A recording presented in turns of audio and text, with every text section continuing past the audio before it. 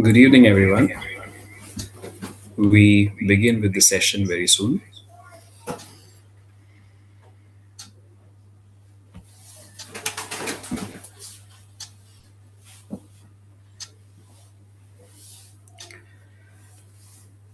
As per the requirements of this program, I request all of you to please keep your videos on so that we can take the attendance as well.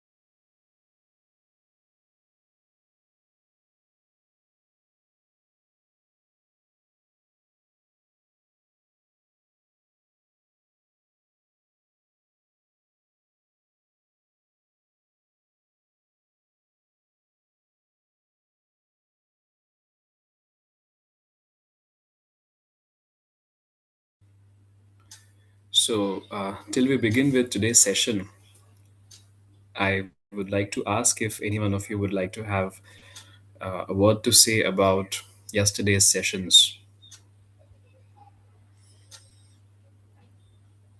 We began yesterday with this 8-day NEP sensitization faculty development program.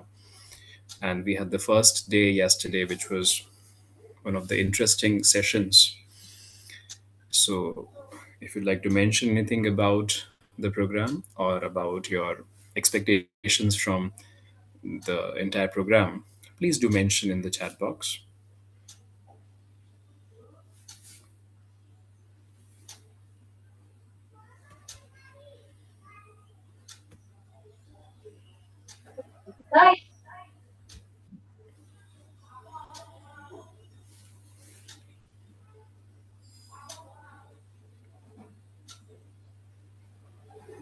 Yes, good evening, sir. Good evening, my dear participants. Please check, yes, sir, please check, ma'am, Professor Sarita Mpasi has joined. Yes, she has. Achha. Just make her the co-host. She's already. Okay. Yeah, I'm there. I'm just Good waiting evening, for ma'am. the time. Yeah, good evening. Good evening. Very good. Good evening, ma'am. We begin in some time. Yeah, we'll begin. We'll begin in some. Happy Holi, ma'am. Yeah, Participants. yeah. Happy Holi to you too, and all the other participants present here. So we'll not be having any sessions tomorrow, because so that you can all enjoy your Holi. Luckily, we had a day off today. You had a day off in college today? No, we didn't have a day off in college actually. There's a day off between the Holi and the Duleti part. Okay, yeah, okay. Because Delhi University is having a week of vacations. Oh, all right. Interesting. Great. So we'll wait for another 2 minutes. Yes, ma'am. Less participants have joined. Yeah. Only half of the participants. We already have 50 plus participants joined, and we begin in around 2 minutes or more. Yeah.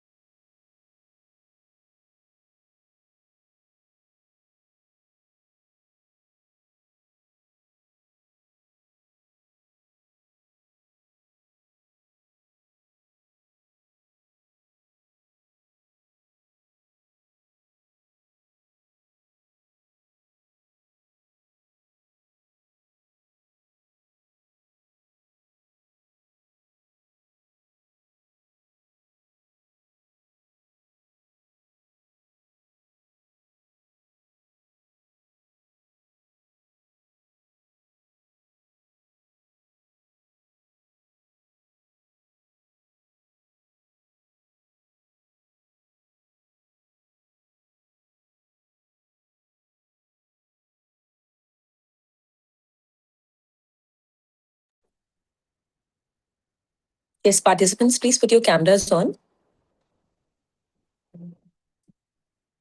We are about to start the session.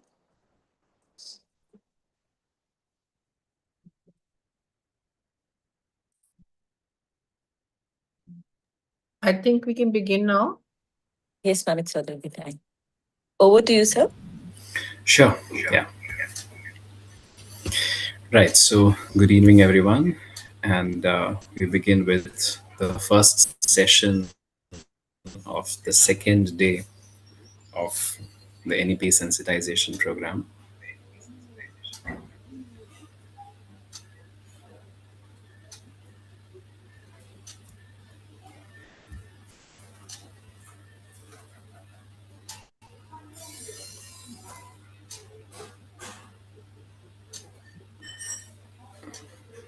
Correct. Is the screen visible? No, it's not. No, sir. All right. Just give me a moment. Yeah.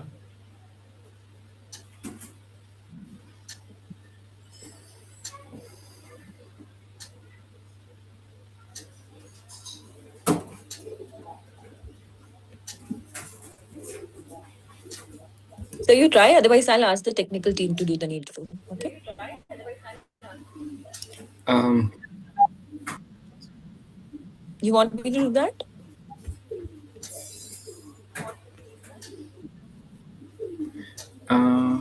I think that should be better. Okay. Yes. Yeah.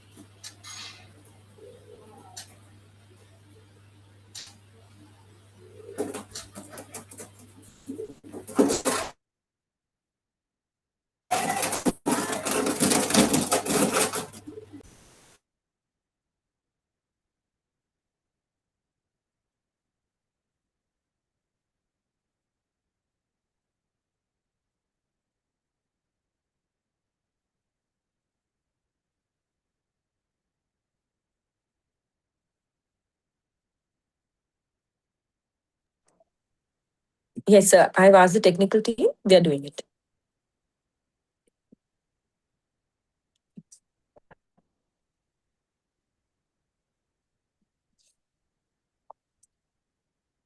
Sorry for the delay, ma'am. We're No, just it's beginning. okay. Otherwise, you can just read out from your slides at your end. Yeah, okay, they're there. You have the slides, sir? You can do that. I do. Yes. All right. They are Sure. also sharing. Okay, great. Is that me sharing or is that the technical team sharing? I think technical team only. They have shared. All right. Yeah. Yes, technical team.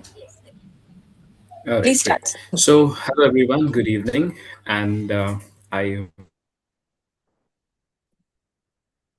welcome you all to the NEP fourth batch conducted by UGC-MMTTC Teacher Training Center and SGTB Khalsa College, University of Delhi, in collaboration with GLS University, Ahmedabad. Today's session, the first session for today, is Student Diversity and Inclusive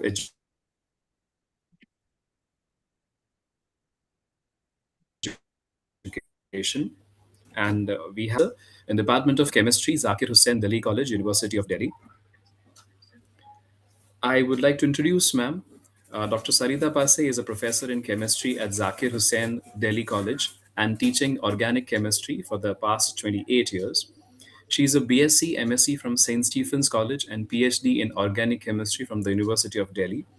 She is a recipient of KBL Mathur Gold Medal from the University of Delhi. Her area of research includes developing an environment-friendly approach to organic teaching laboratory and has published several papers in reputed national and international journals in these areas. She has completed minor and major projects from University of Delhi and UGC. She has also contributed e-content for CBSE International, for CBSE Project Udan and NCERT. She's been associated with Guru Angad Dev Teaching Learning Center of MHRD STTB Khalsa College, University of Delhi, for the past many years and has been involved in the conduct of a large number of workshops and FTPs. She has trained faculty in development of e-kits in this center and has also contributed e-content on many topics of organic chemistry for BSc in the PMM-MNTT scheme. We welcome you, ma'am. Over to you. Thank you so much, Dr. Dhawan, for this introduction. And now I would like to begin my session today on this very important topic, student diversity and inclusive education, which is one of the modules of the uh, NEP orientation and sensitization program, along with the other modules that you will be studying. I'll just share my screen and then we'll go on to what all I'll be talking about.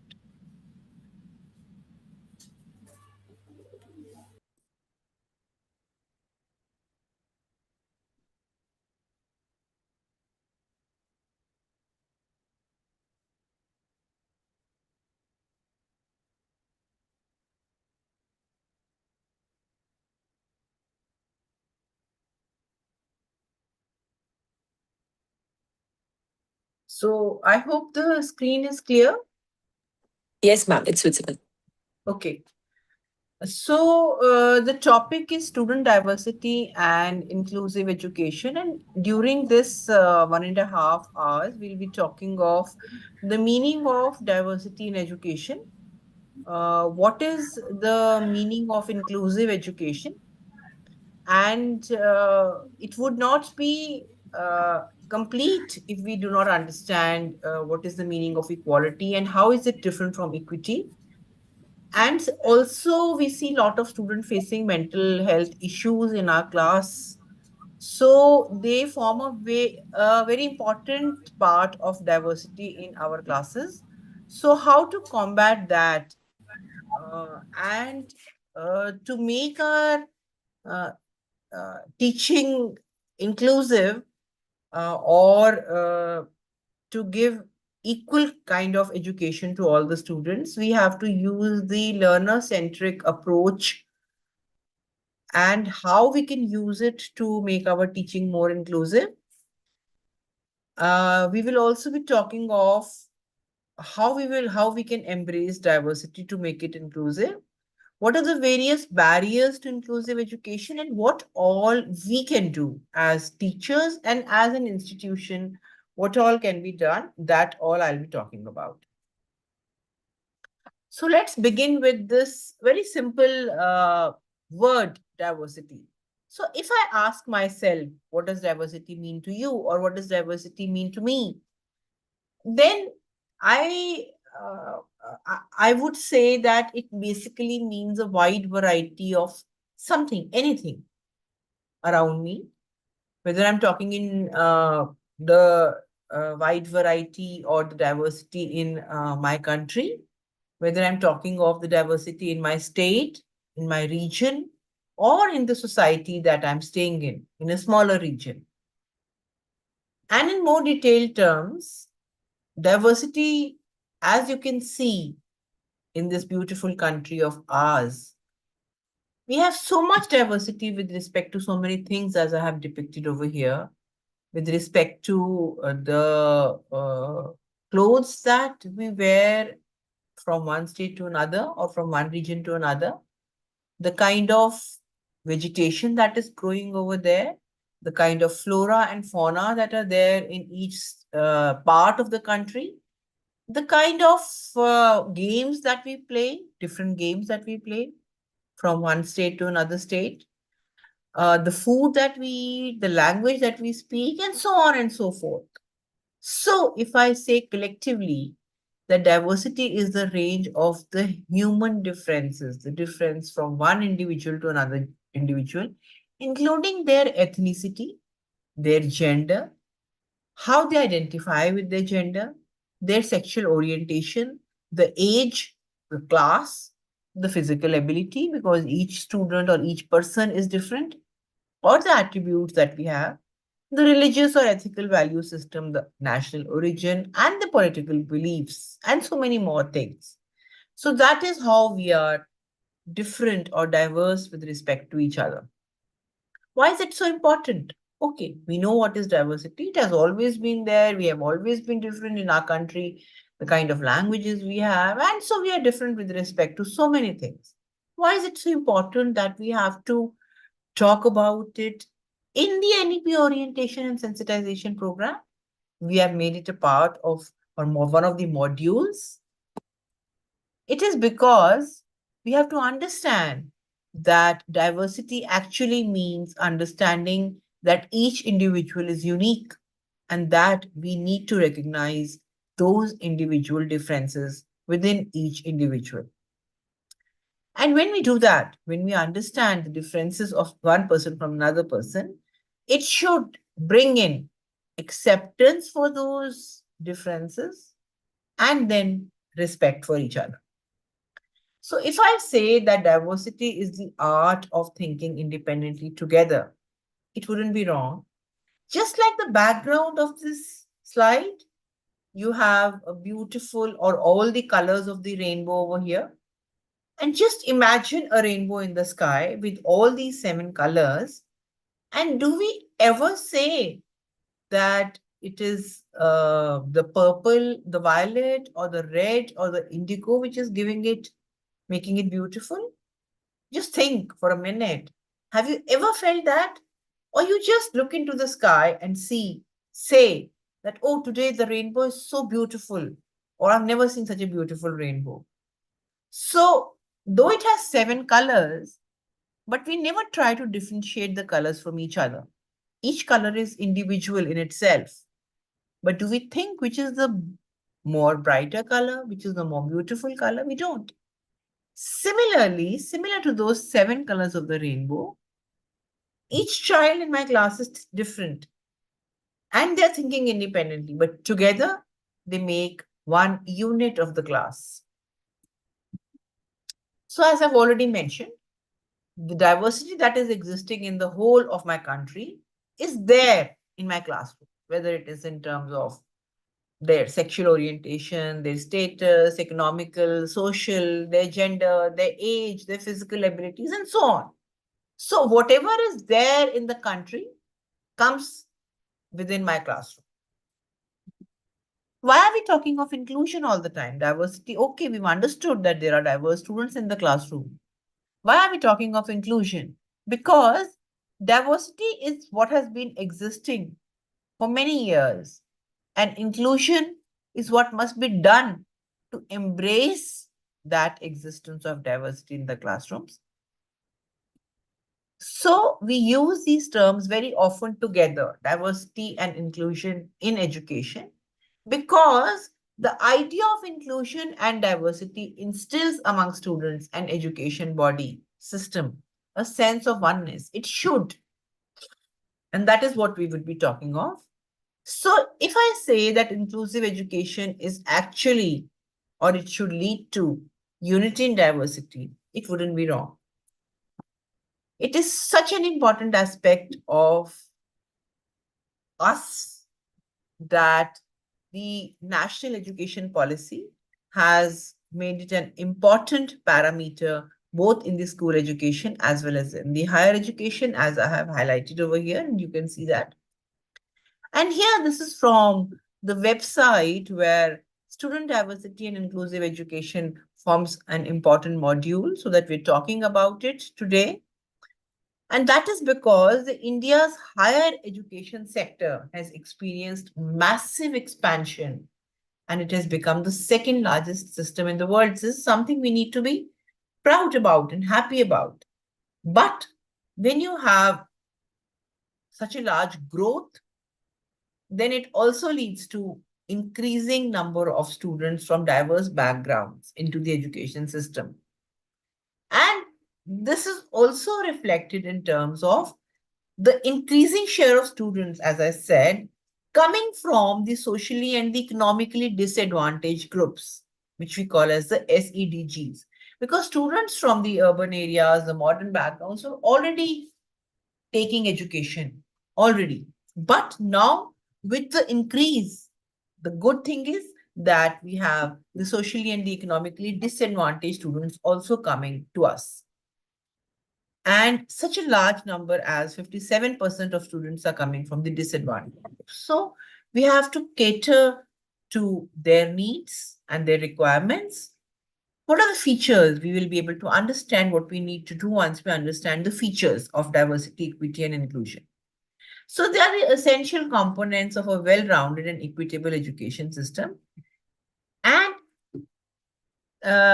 diversity, equity, and inclusion has become a critical issue in education in the recent years because, as I've already mentioned, due to the increasing diversity of student populations and the need for higher educational institutes to provide equal opportunities to all the students so that they succeed.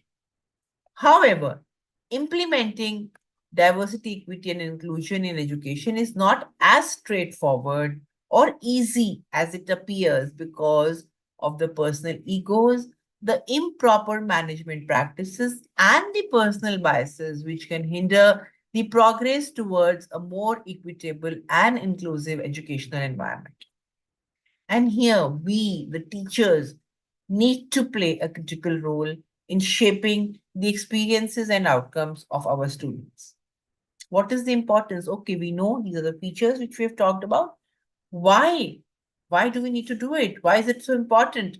Because when we include it, when we make our education inclusive, then that adds value and purpose to teaching because it brings in love, respect, and equity for all. And it builds the confidence of our nation builders, that is our students, when they know that they are accepted and that they are not discriminated against.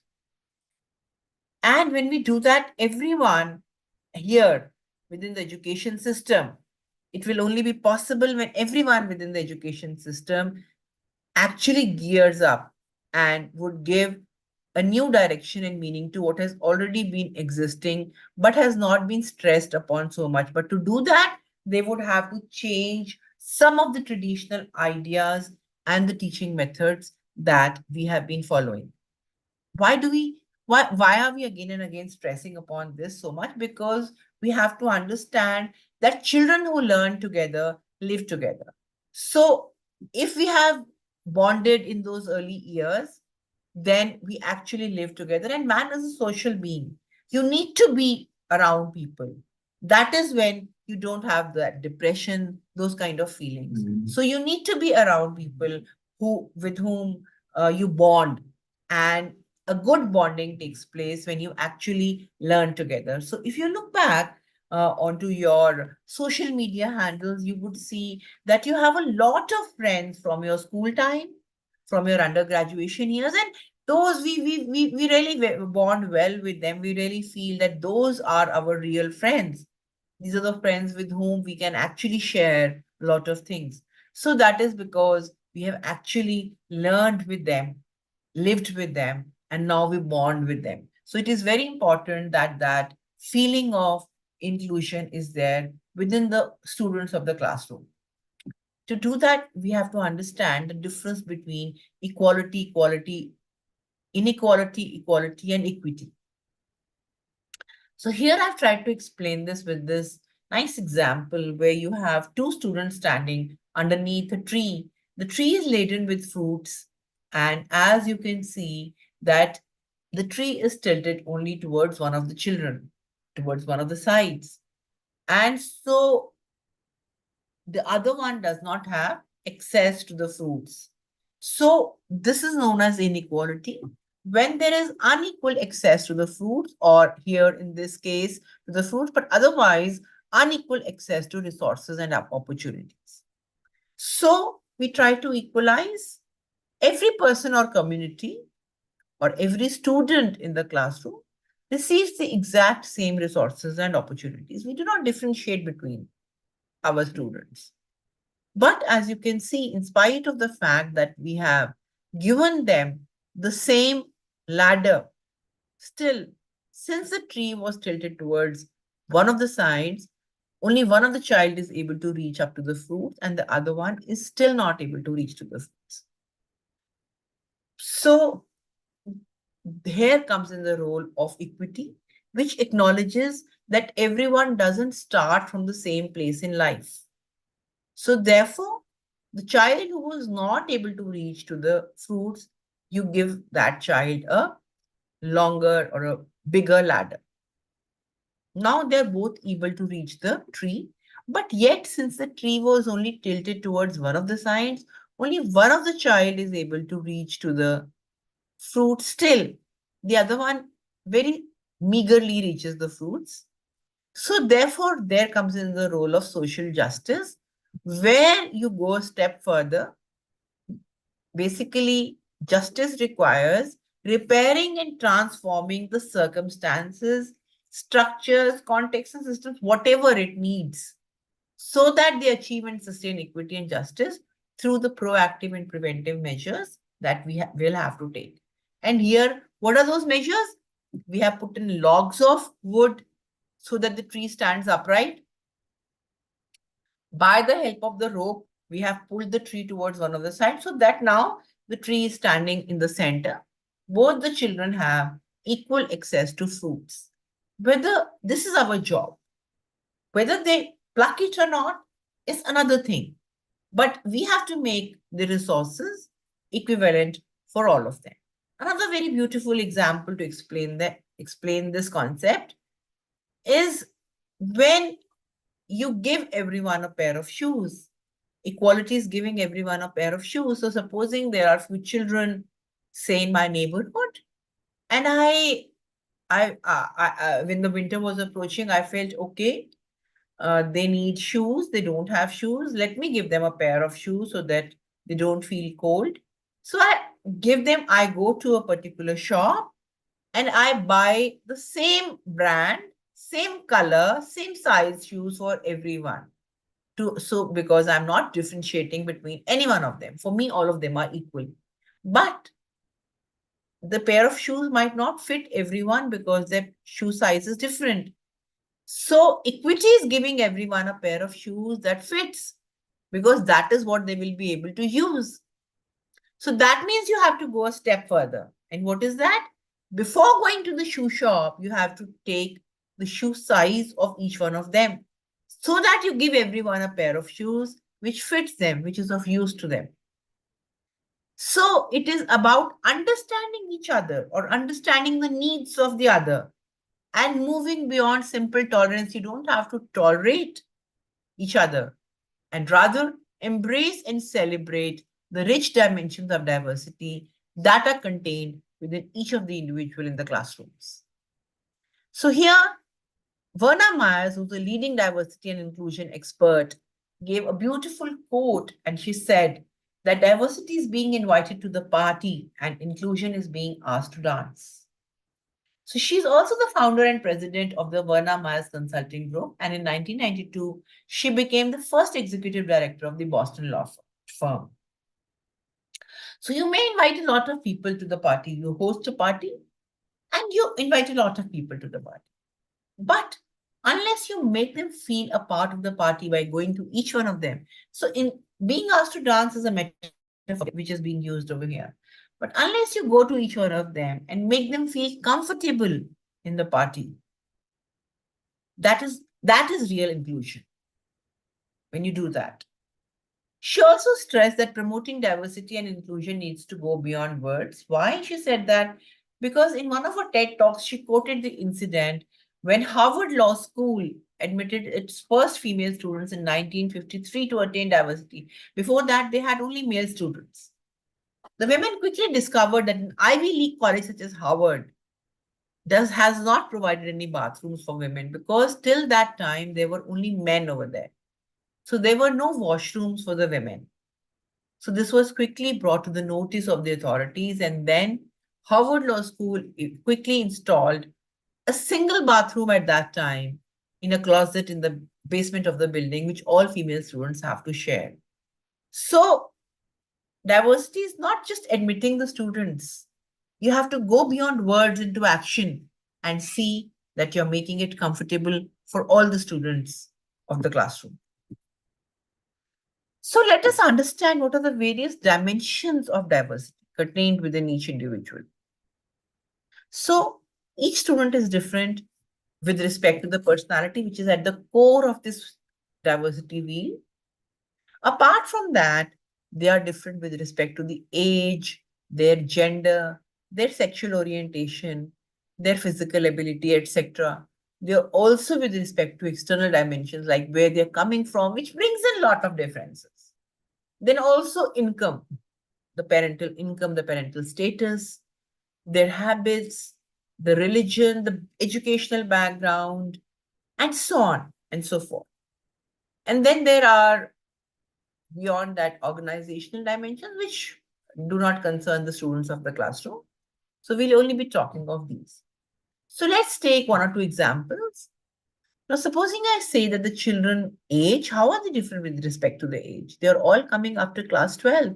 So maybe they are 6 months, 12, 1 year here and there. So recently I had two students coming to my classroom, very similar looking. So I found out that they are brothers. I thought that they're twins. But then on talking to them, I felt that no, they're behaving very differently. And I found out that they're actually cousins 4 to 5 years, 5 years apart. And I wondered how they have come together. And see, now here the university gives us various options. Now, multiple exit and entry, but earlier also, there were a lot of options of students wanting to maybe appear in some exam, or they could delay coming to the university because of some financial reasons, or they were preparing for some other exam. So they might drop in a few years and then come. So a child who's coming to you at maybe 17 or 18 and a child who's dropped 4 to 5 years, their maturity levels, maybe their understanding levels may be very different. And the way you deal with them may be again very different. So then similarly, educational background. Now, again, they're all coming after studying class 12. But again, there were a couple of, last year, I believe, there were a few children, coming from the same school, not in Delhi. And they said, ma'am, हमने तो ये सब कुछ पढ़ा ही नहीं हुआ. तो मैंने कहा 12th में तो ये सब कुछ पढ़ा हुआ है. तो I thought that maybe they had gone to the dummy school. So I said maybe आप dummy school गए होगे, आप तो school जाते ही नहीं होगे. तो that's why they said no ma'am, we were going to school, but there were unfortunately no teachers appointed. Maybe appointed, or they were not coming, or they were not appointed. That I didn't try to find out, but there were no teachers coming. And we would just go, we would sit there, and then we would come back, and then we stopped going eventually. So we don't have the understanding of all this that you're saying कि आपने पढ़ा होगा पहले तो अब हम ये कर रहे हैं. तो फिर मैंने उनको बोला, then I gave them some simplified books and I told them कि आप ये पढ़ो और जहाँ पे समझ में नहीं आता आप आओ, and I and my colleagues will help you with this. So slowly they came on track. But assuming that all of them have studied up to class 12, similarly when the students come to us in the lab, now we all know that many schools, the practicals, the way they are done, still all of them land up with 30, 29 marks out of 30. So when we begin our practicals, I ask them, how many of you have visited the lab? Many of them haven't. How many of you have actually worked? Some of them have just seen demonstrations. How many of you have actually done practicals? One or two. Few have done. A good number of practicals, which should have been the status of all of them. And we go further from there. So then you have to actually tell them, okay, this is a beaker. This is a china dish. This is a watch glass. So you have to tell them about each apparatus, which you assume that they would all be knowing. So that is how diverse the children are when they come to us. And we have to see how we make them understand. Similarly, they may be different with respect to the language. They may not understand the language. So the students who are coming from Hindi medium, they will say, ma'am, please speak in Hindi. So you would start speaking in Hindi. Then there are students who are from the South India background. They would say, ma'am, humko samajh, we are not able to understand. Or coming from the northeastern states, they would not be able to understand. They would say, ma'am, please speak in English. So then we speak, once I speak the sentence in Hindi and then I repeat it in English. But then the terms, I myself don't know the terms in Hindi. And even if I try and find out, the exam is in English. So I tell the students that these terms I will be speaking in English. आप dictionary लो, उसमें से देखो, क्योंकि exam आपको English में ही देना है.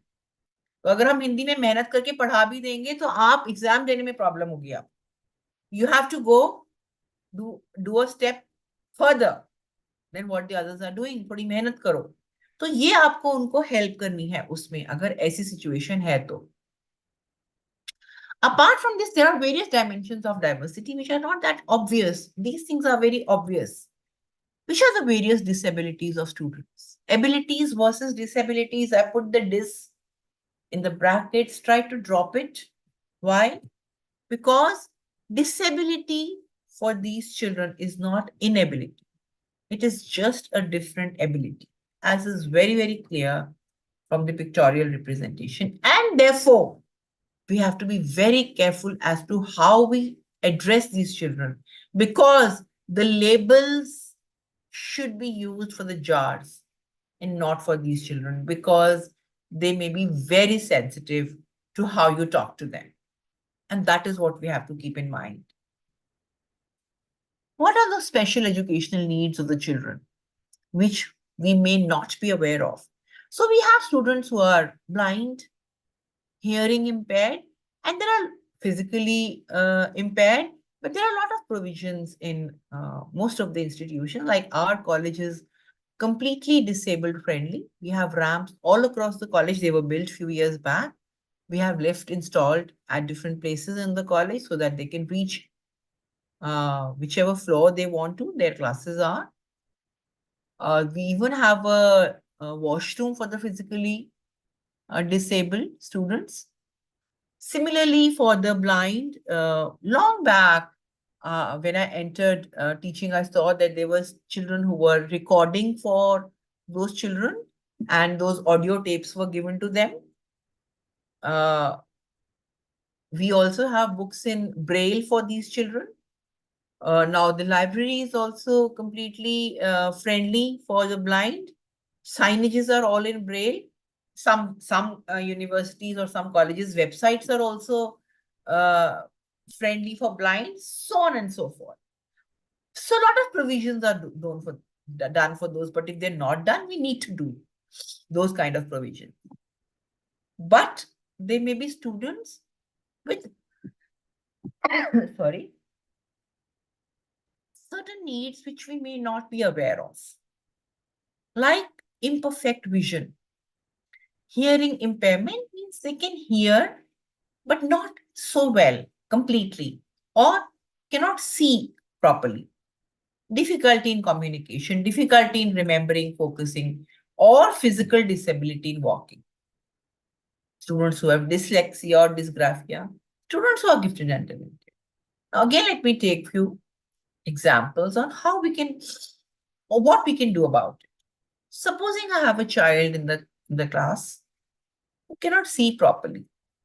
I mean, maybe he has imperfect vision, and so maybe he needs very thick glasses, and he's not willing to everyone know, because the way students tease each other, so he doesn't want others to know that he cannot, maybe some child who cannot hear properly.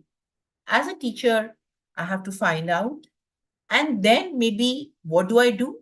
So I use bigger fonts when I write, or the slides that I make, I use bigger fonts so that that child doesn't have to ask or feel embarrassed about what is written, or the child sits in the front. Similarly, hearing impairment, I stand next to that child and speak if there is such a child in the class, or make the child stand in the front, or maybe give some notes to the child who is hearing impaired.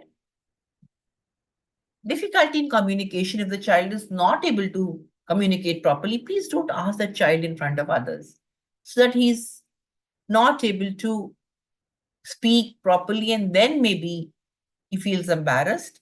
So there was this girl in my class, and she had some disease. Along with that, she had difficulty in communication. So I was not aware. So she was not coming to the class for some time, and I asked her that why you're not coming and what is the problem. So she had a disease, uh, some immuno disease, and she said, "Ma'am, I have this," and she messaged me, and whenever you have time, my parents would like to talk to you. So I thought, okay, I was free at that time, and I quickly rang her up, and I thought, let me talk to her. What is the problem? What does she want to talk to me about, or her parents? So she picked up the phone, and while talking to me, she started telling me that this is the disease I have, and this is the medication that I'm taking, and that is why I've been absenting from the class, and so on. And towards the end of the conversation, okay, after discussing everything, then I asked her that why you wanted me to talk to your parents. What is it? What is it that they want to talk about? So she said, no, I've already talked to you about everything. So I said, why did you want me to talk to your parents? She says, ma'am, I cannot communicate properly. I lisp a lot. So I'm very embarrassed about that. I said, but I did not feel that while talking to you, you were talking properly.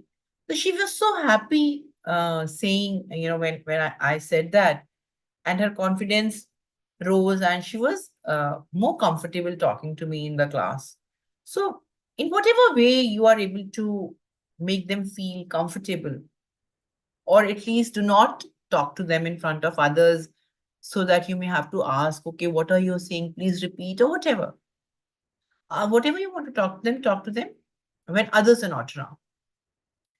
If a child has physical disability in walking, please allow the lifts for that child. Students who have dyslexia, who cannot see properly, read properly, or students who have dysgraphia, who cannot write properly. So again, I know of this child who had difficulty in writing, and he would always not, whatever he was writing was not legible to himself and to his mother. Similarly, he would never be able to complete the notes, and he kept on insisting, let me give typed up assignments. I don't want to complete the assignment. Always the mother was complaining that he's not able to complete the assignments. Teachers are always complaining he doesn't want to write. He's always procrastinating कि मैं बाद में करूंगा, बाद में करूंगा. So,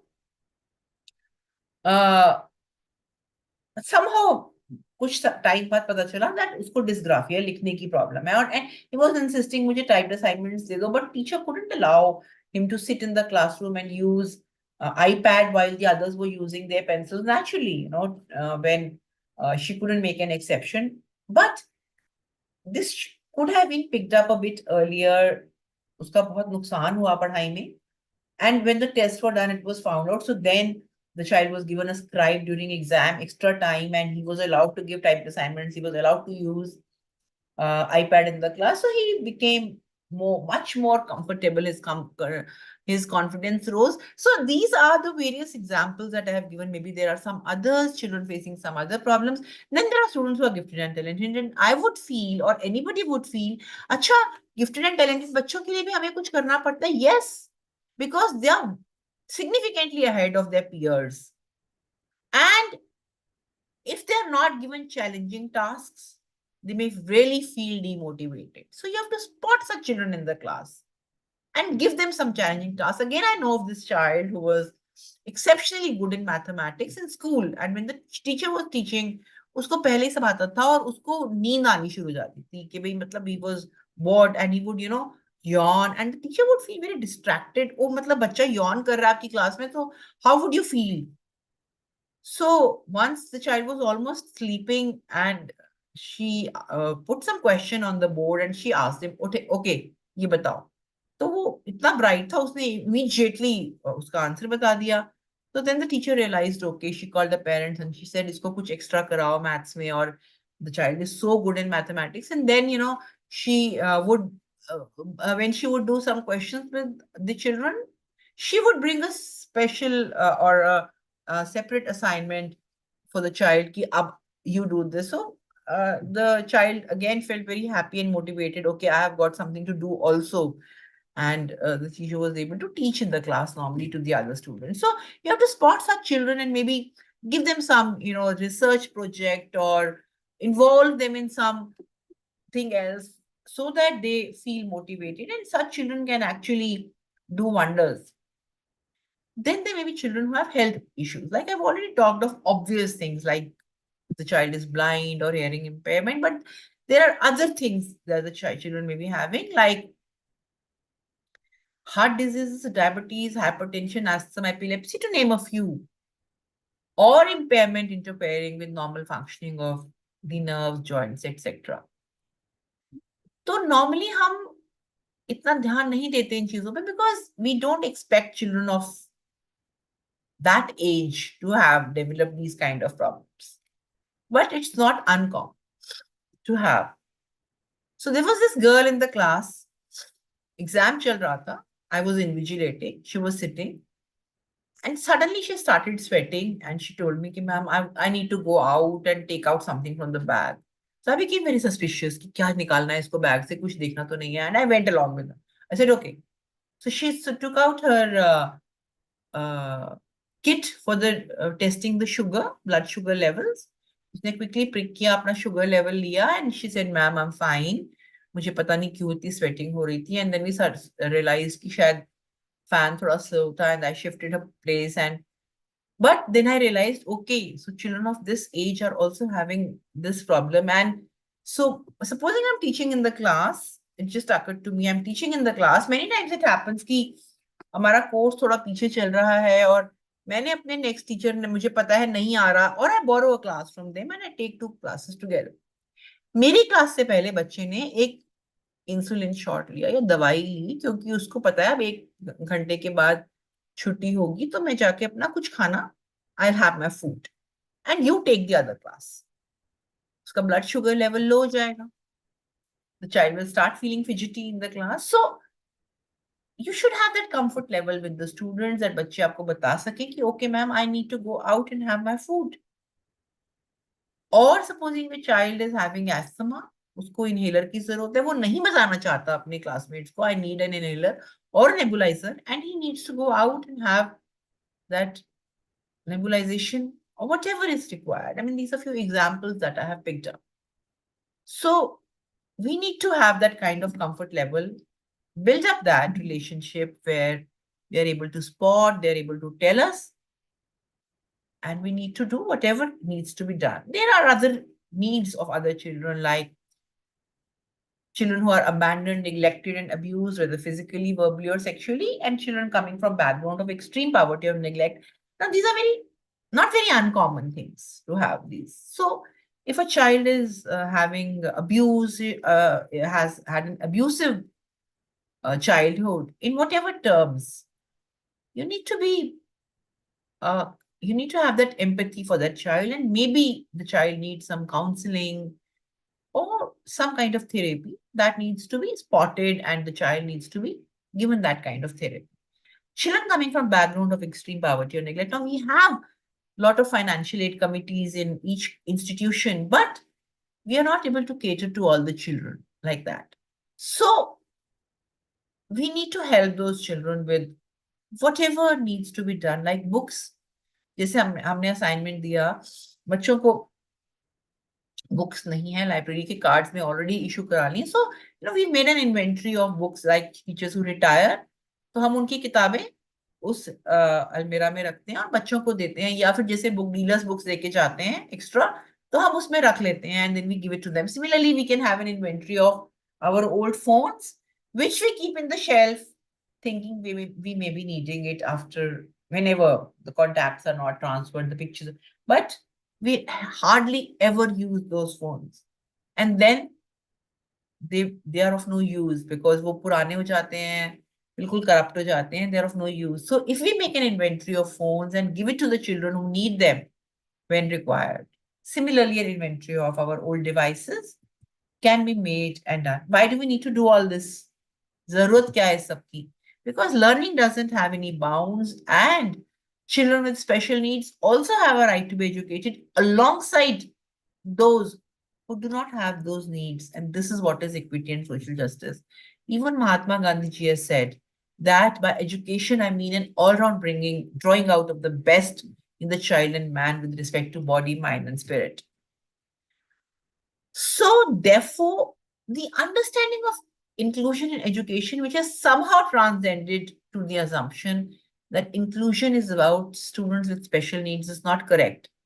Basically, here we need to treat all the children equally, because the inclusion means all the children. So inclusion is all means all.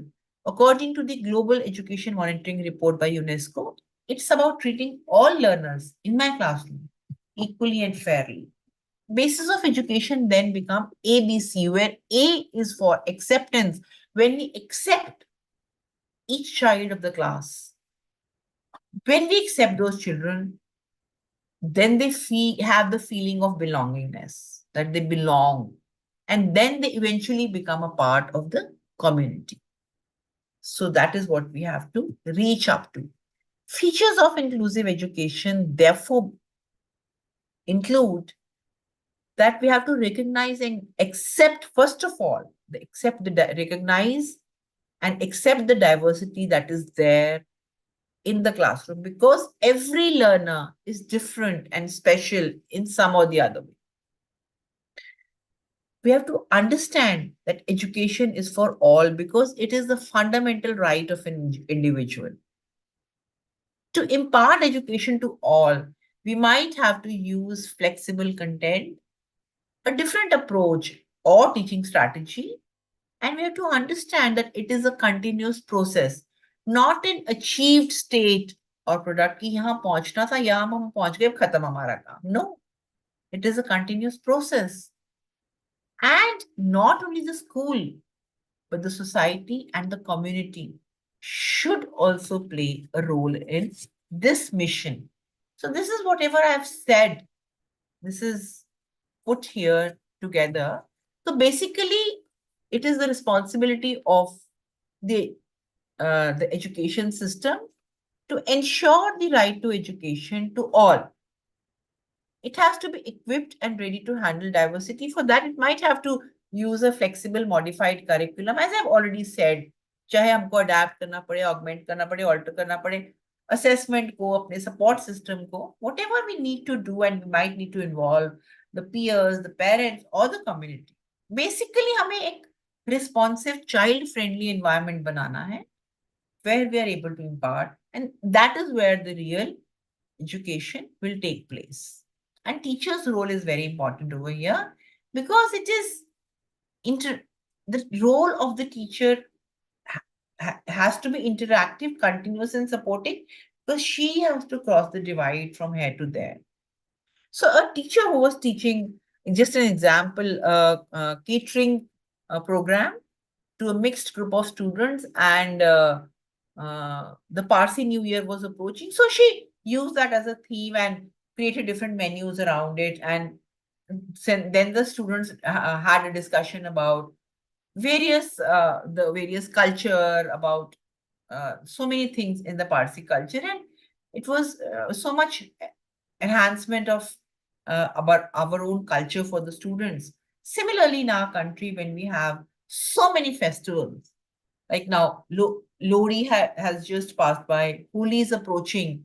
So why do we do Holika Dahan? What is the significance? What is the significance of Lodi? What does it mark? So you should discuss all that with your students so that they learn about our culture. There are so many days in our calendar year. We have the Science Day, we have the Environment Day. So you can take your children to maybe a science museum, you can take your children to a heritage park, and so on and so forth. Some archaeological building, some heritage building, and tell them about your own country. So these are few suggestions where you can how to treat your learners equally.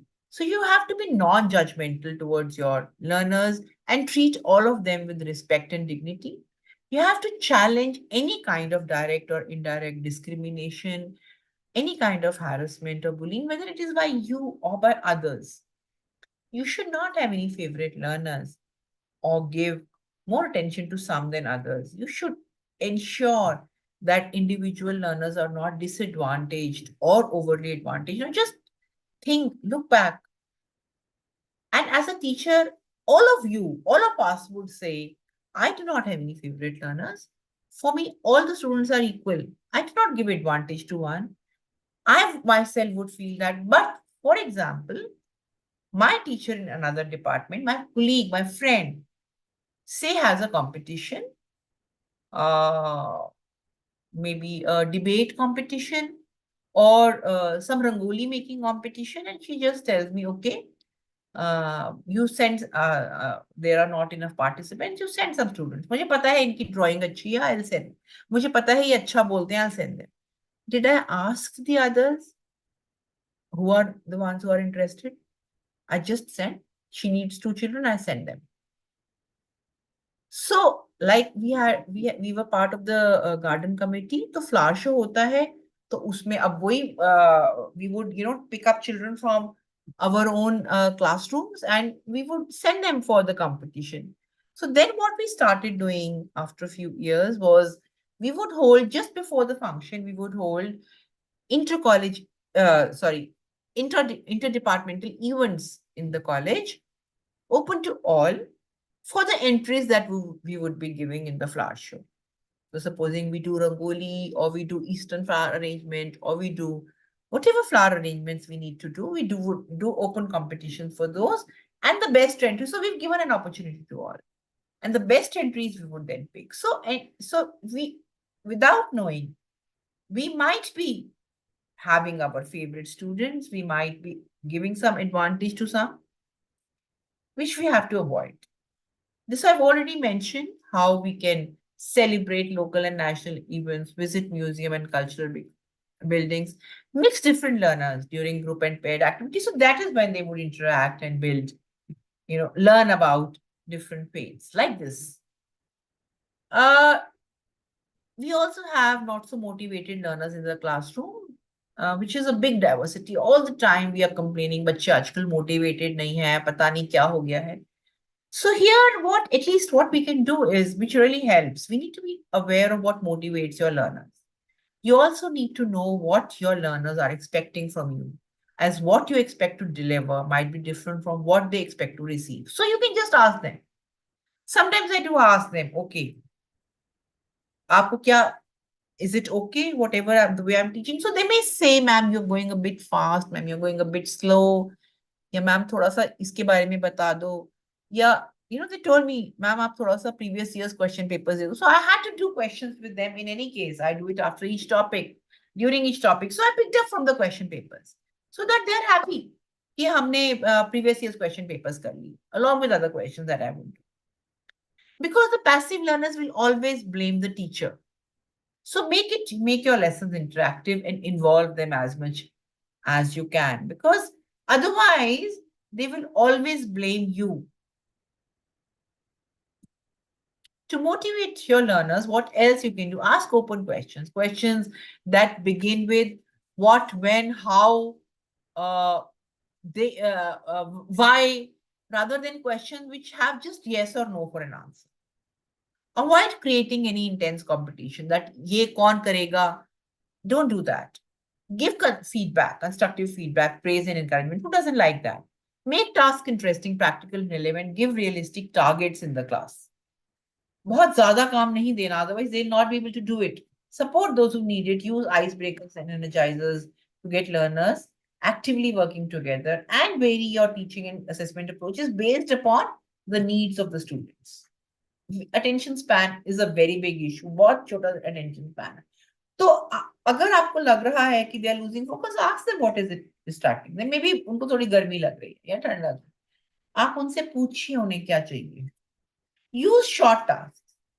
And if you have a very big tasks, then use some after few minutes. Maybe you can just crack a small joke, small story, something related to whatever you're teaching, something interesting, so that it will bring them back into that zone where they would be listening to you. Use opinion poll. All of us are on LMS. तो उसमें एक छोटा सा quiz डाल दीजिए और उनको बताइए कि अभी इसके बाद में एक पोल होगा आफ्टर हाफ एन आवर. तो वो सुनेंगे ध्यान से कि क्या पढ़ा रहे हो. Complete. I do a lot. I write this and I write a lot of equations and tell them to complete it. So unko pata hai ki they might have to. So they will be, listening to whatever you're saying. Now, this is a very big challenge, the mental health of learners. Higher education institutes have a big role to play in this. And what they need to do is create awareness, understanding, and education. How? By holding various workshops, seminars, and awareness campaigns about the importance of mental health. There should be counseling services on the campus staffed by trained professionals, such as psychologists or therapists.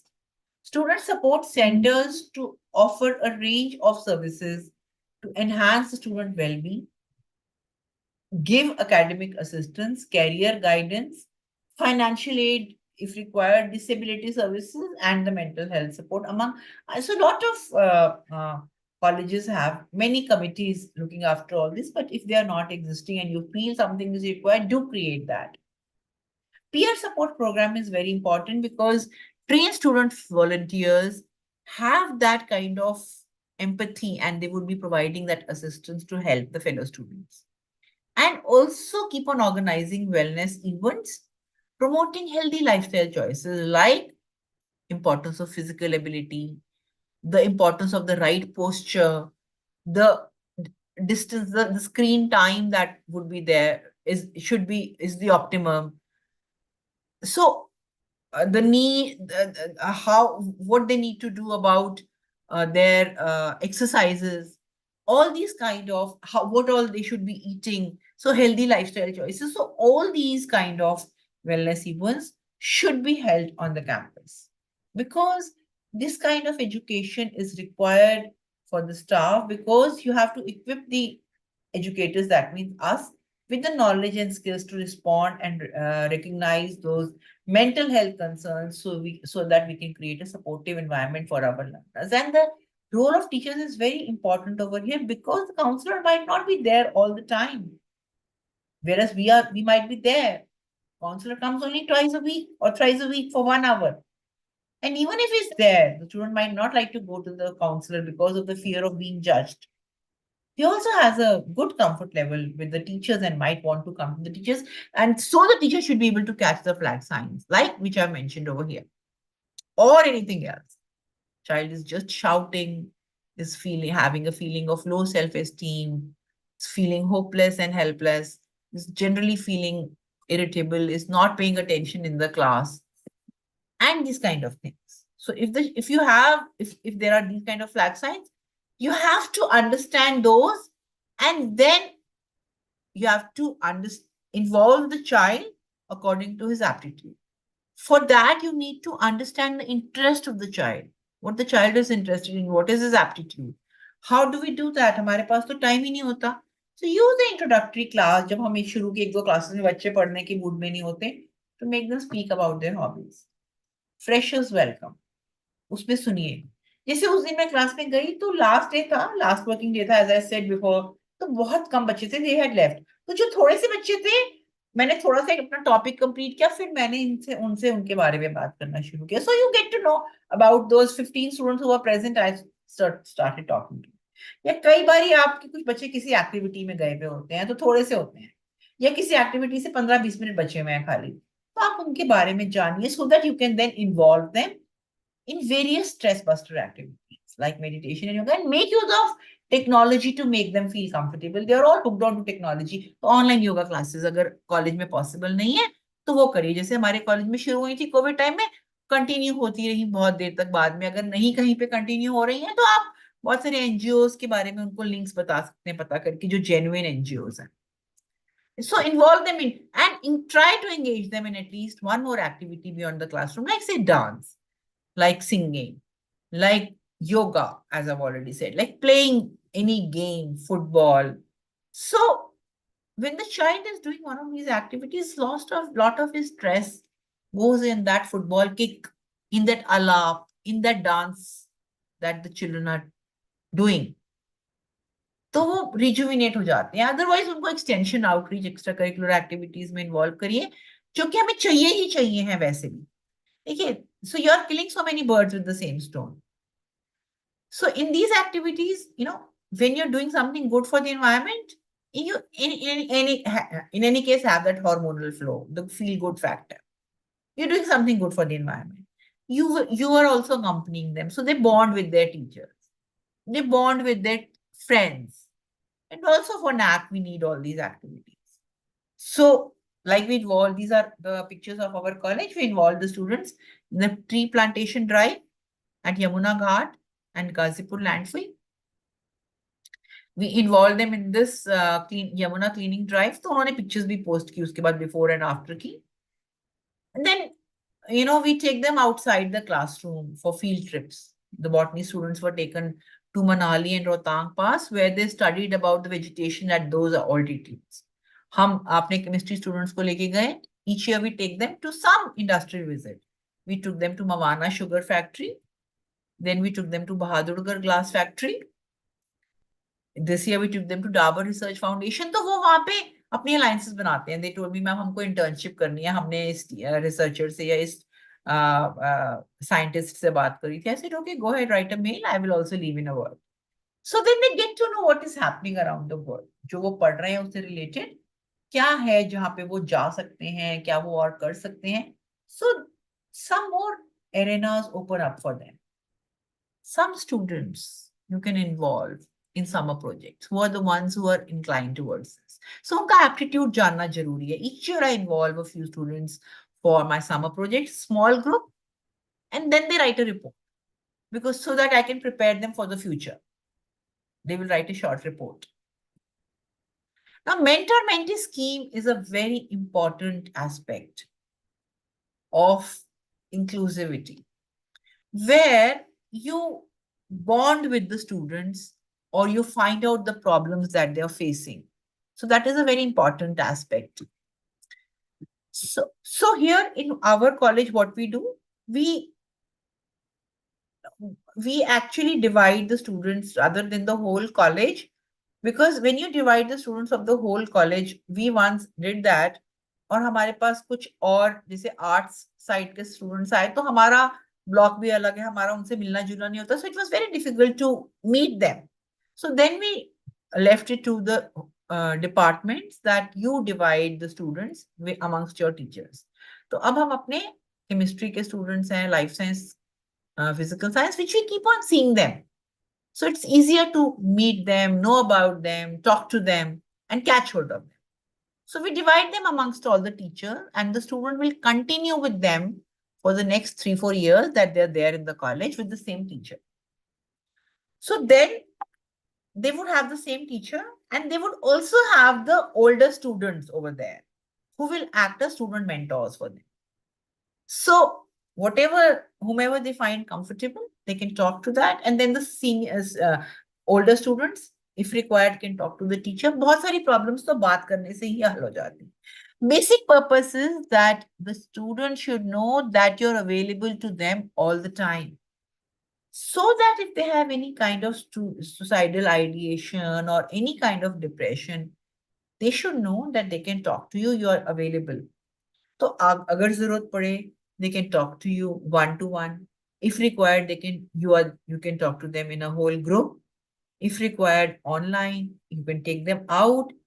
And here, in all these, basically you let them talk about their expectations from self, from the college, from the society.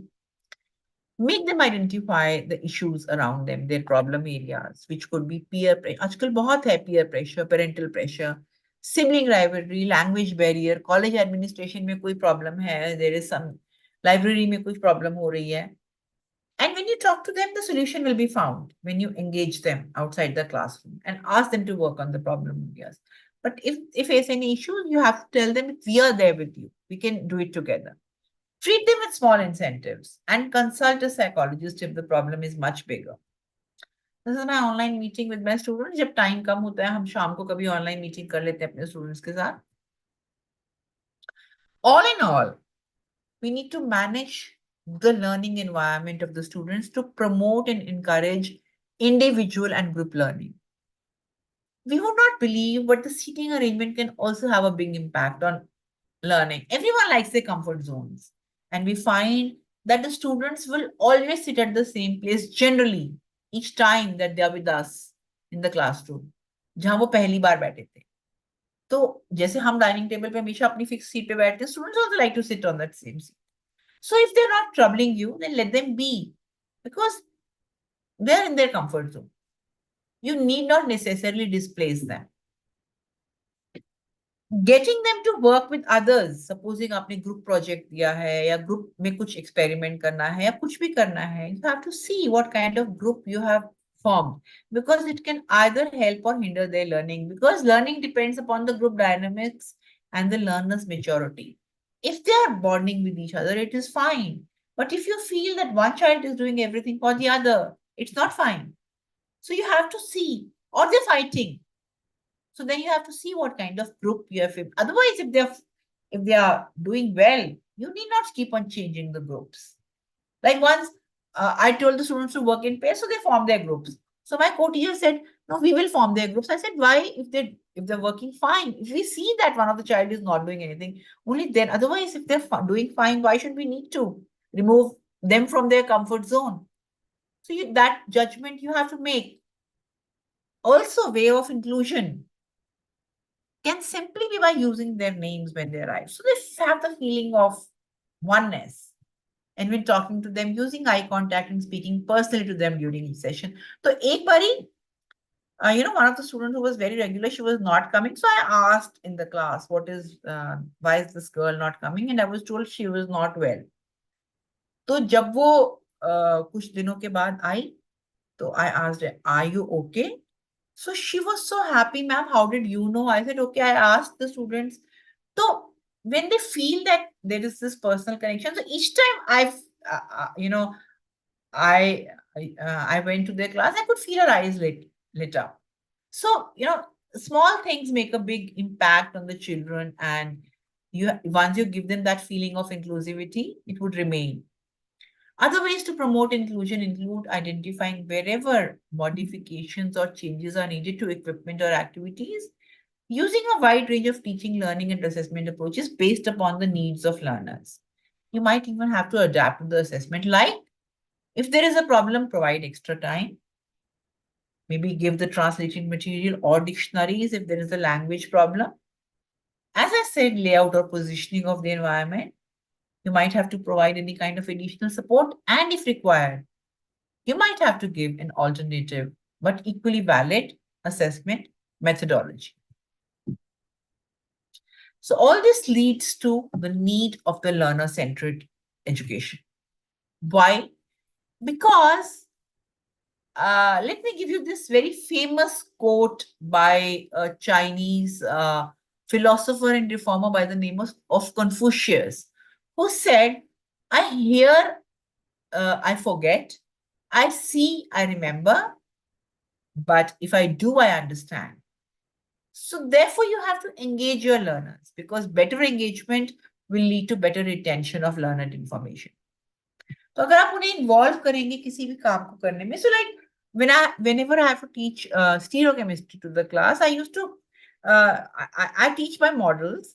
There are some teachers who just teach on the blackboard, making a three-dimensional model. क्या समझ में आएगा? But since I've started, thinking about this in this manner, I take the models to the classroom and I tell the students to make the figures. And I tell them, okay, take these and make this and see whether we are getting the structure. And the only condition is that I should get all my parts back, that is the ball and stick models that I have given to you. तो जब वो खुद बनाते हैं तब उनको समझ में आता है. Similarly, I was teaching terpenes and alkaloids to them, and the topic was not so interesting, and it had very big structure. So what I did was, I thought, क्या करा जाए इस topic को interesting बनाने के लिए?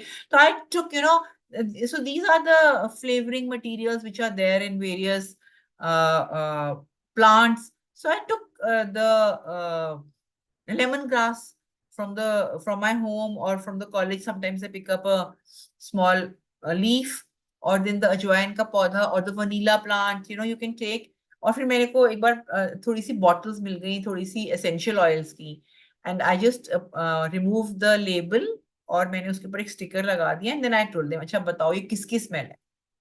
अब जैसे उन्होंने बताया कि अच्छा मैम ये तो थाई फूड में होती है या हमारी मम्मी इसको चाय में डालती है, तो मैंने कहा इसका स्ट्रक्चर देखो ये है।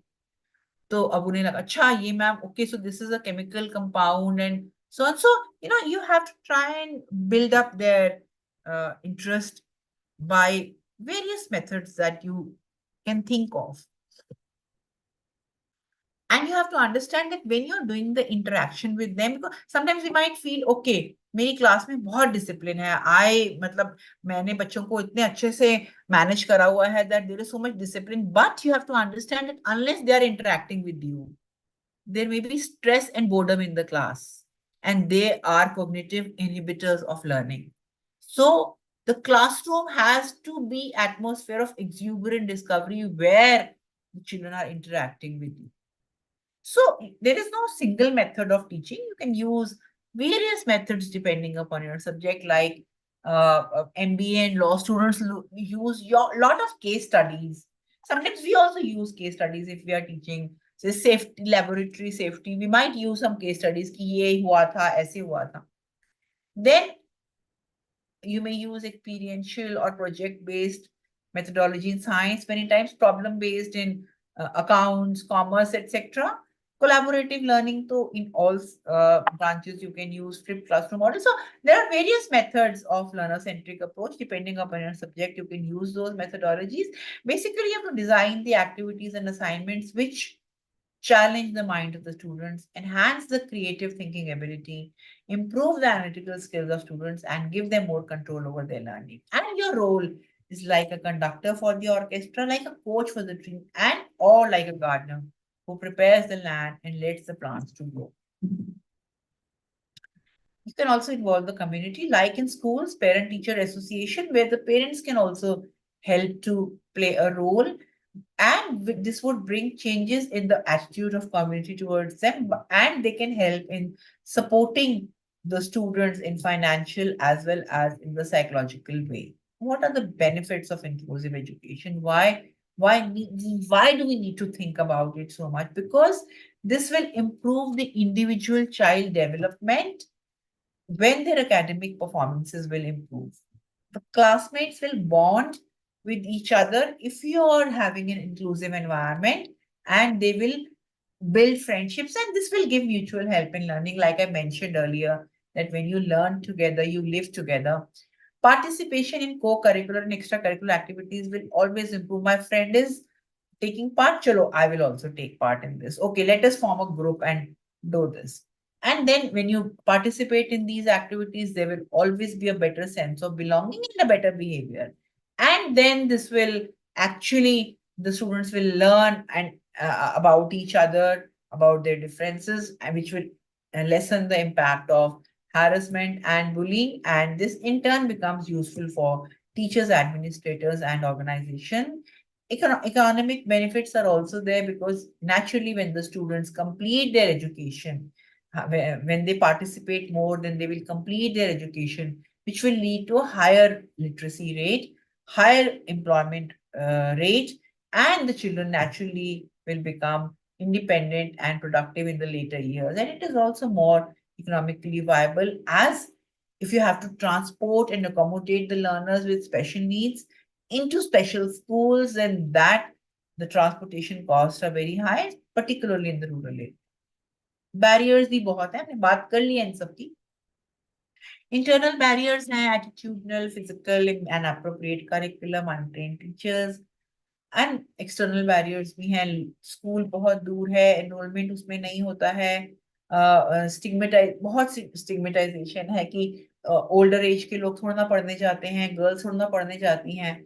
All these are the various barriers which we have talked of.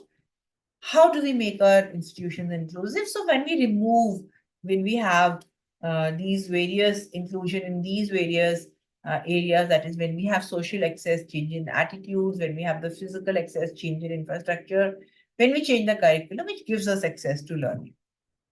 What can we do? We have to treat this whole thing as a journey, not as an isolated plan. Because the progress in diversity, equity, and inclusion should not have a destination or a finish line. It has to continue for lasting. Because it's not a competitive race, because nobody likes to run a race where there can be winners and losers. It has to continue. Various strategies for promoting diversity and equity. This is at the institution level. A lot of things we have talked at the teacher level and as administration level also. Now here, these are for the institution. You appoint a nodal DEI person where, like in many, that is form a committee. Like we have a nodal DEI person for a lot of things nowadays for Viksit Bharat. Earlier we had for G20. Then before that we had for Azadi Ka Amrit Mahotsav. So this is the convener of the committee or the captain of the board who will decide what all needs to be done. And then some people to help him, some more teachers who will be the ambassadors, who will be part of the committee so that they can create awareness amongst the whole institution or amongst other teachers and other students. This is what we are wanting to do. And then the committee will design a calendar of the diversity related activities, what all we have to do throughout the year, how we have to do it.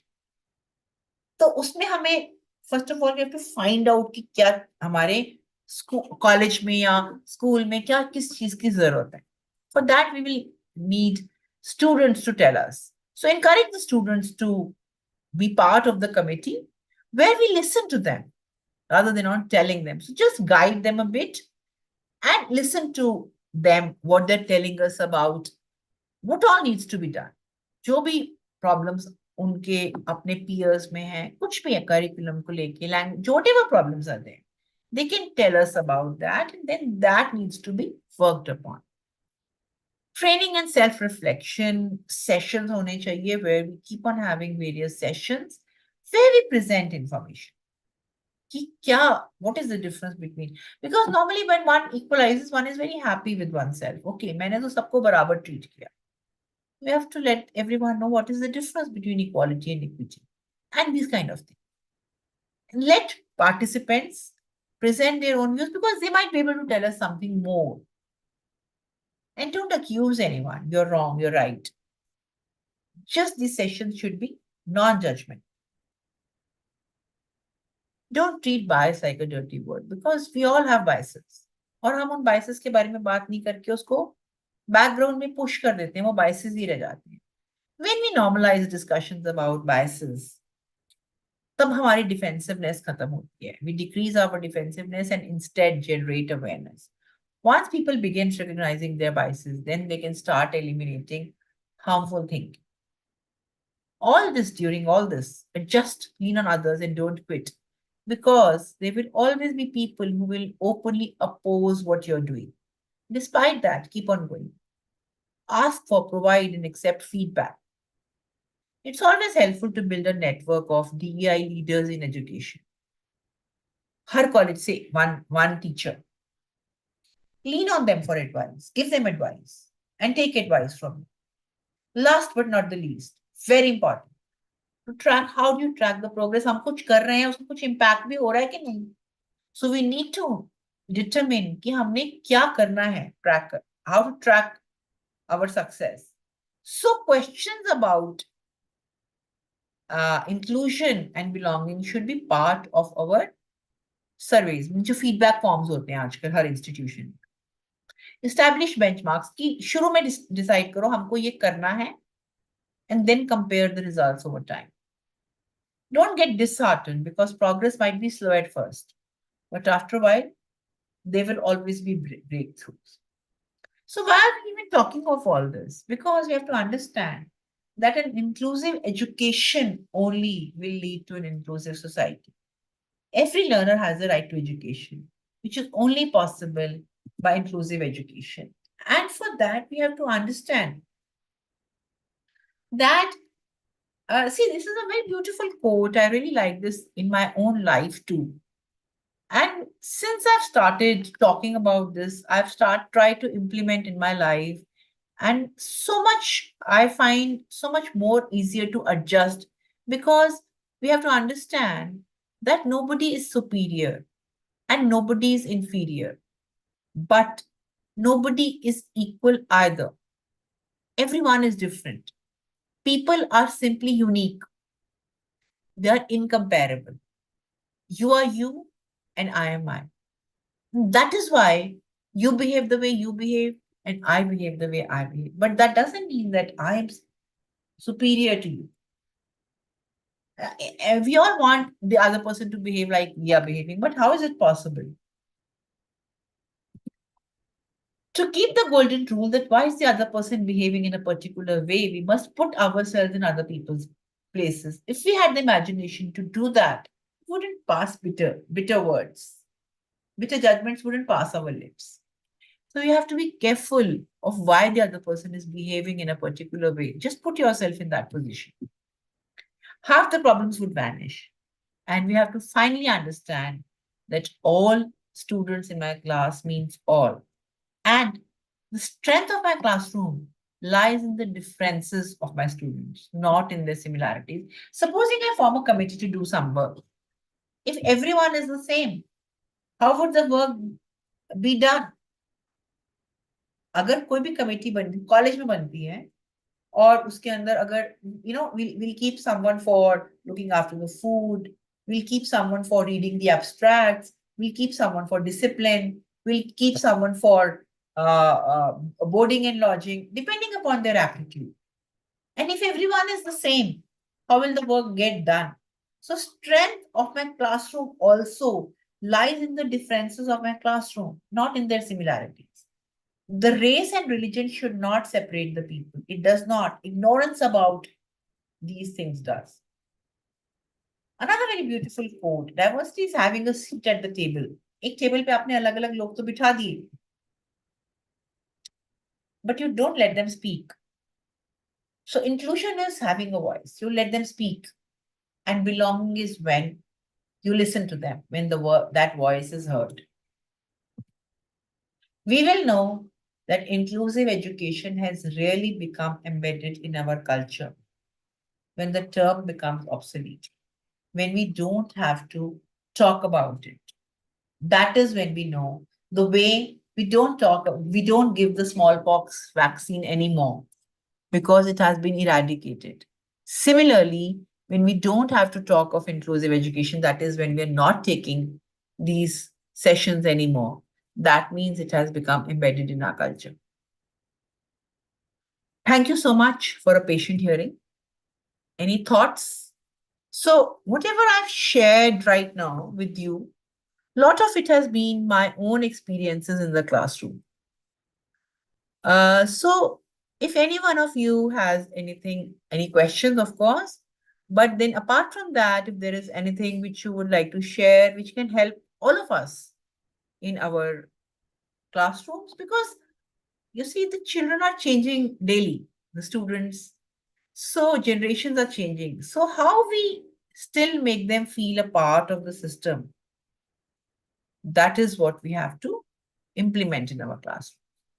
So any thoughts, any suggestions, anything?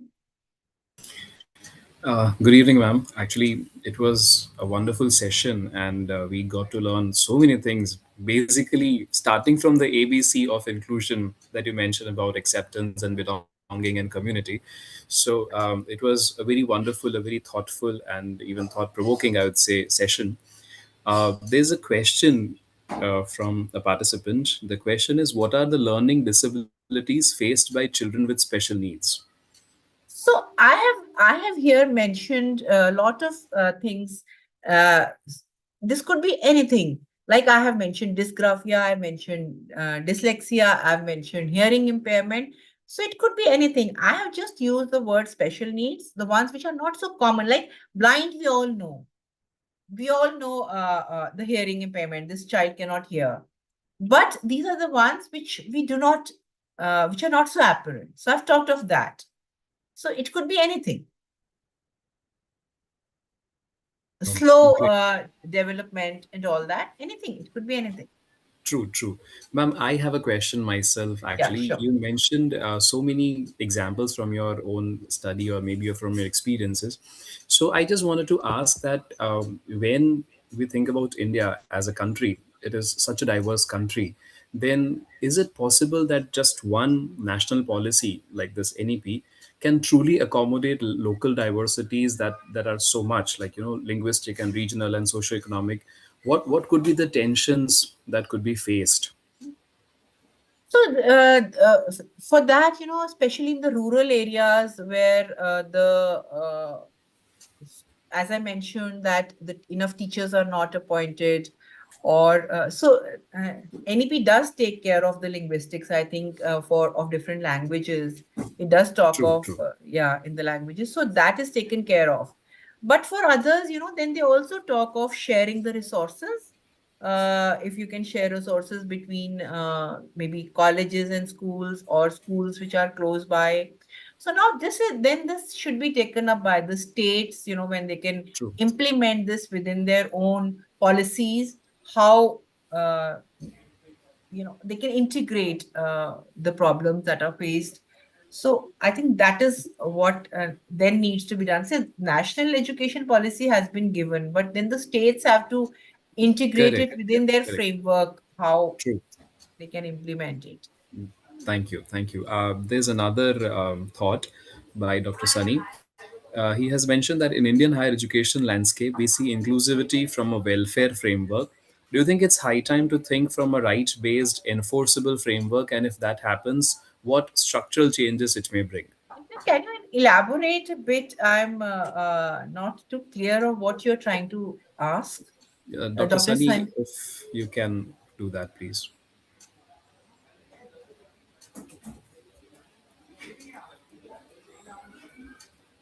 You are not audible.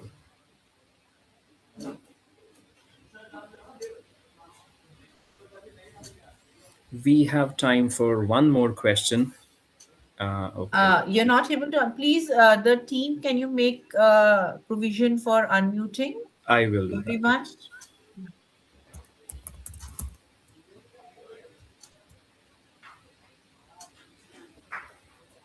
Yeah, am I audible? Yes, you are. Yes. Yeah, thank you so much, ma'am. It was a really insightful presentation. So, I was thinking I was reading a paper authored by Rao et al. In the year 2020, where the authors talk about inclusivity in Indian higher education landscape, especially with reference to NEP 2020. So, the one of the core argument of the author was that in Indian higher education landscape, we see inclusivity from a welfare framework, right? So I was thinking, what if we shift this view from a welfare framework to a right-based enforceable framework? Like what if we make it mandatory for institutions to follow the inclusivity provisions mentioned under the ambit of NEP 2020? And if that happens, what structural change it may bring in the higher education? देखो देखो ऐसा है, in the NEP framework there are a lot of suggestions given, like they have talked of holistic education, and for that, the NEP framework has given lot of uh, for example, papers, Yeah, different kind of papers, so that the students SEC hai, WAC hai, so to bring in holistic and multidisciplinary education.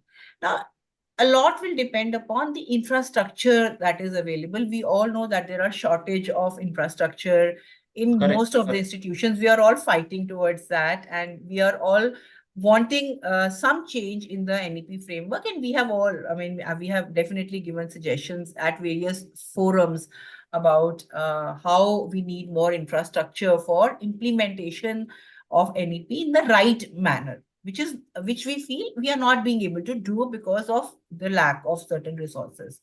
तो अगर आप mandatory कर दोगे तो फिर तो आप कुछ भी नहीं कर पाओगे, बिकॉज अभी हमारे पास थोड़ा सा we have lot of freedom to work in our way. अगर हमने फॉर एग्जांपल सारे पेपर्स, जैसे अभी हम चॉइस बेस्ड पेपर्स की बात करते हैं, अगर हमने कुछ पेपर्स हम देते हैं depending upon what teachers we have to teach, अगर हमने सारे कर दिए, बच्चों ने ले लिए, आपके पास इतने क्लासरूम्स नहीं है, तो आप कैसे कर पाओगे?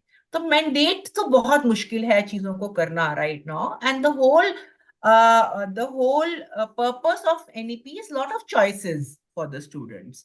तो इंक्लूसिविटी भी जब हम बात करते हैं तो वो भी that is why it is being told to us that हमें ये चीजें हम ऐसे कर सकते हैं, अगर हम मैंडेट कर देंगे तो अगर कहीं कहीं पर बहुत बड़े क्लासरूम्स हैं तो फिर आप कैसे उसको कर पाओगे? तो वो तो थोड़ा सा टीचर्स को अपने कंफर्ट लेवल से थोड़ा सा बाहर जाके whatever you can do for the students, this is the requirement of this is a guidance. These are our Guiding guidelines principles. for us. Yeah, Yeah. not mandate. Otherwise, then frankly speaking, my view is that if you make things mandatory, then we need a different kind of approach. हमको पूरी तरीके से education इसको पूरा system को भी revamp करना चाहिए, इंफ्रास्ट्रक्चर को भी करना चाहिए, वो होना चाहिए आइडियली जो एक्चुअली मैं वही पूछ रहा था मैं कि अगर ऐसे ही अगर स्ट्रक्चरल चेंजेस हो तो is it good for the Indian higher education landscape? Well, lot needs to be seen. It's not so easy to say Yeah. right now, Yeah. so it can only be said.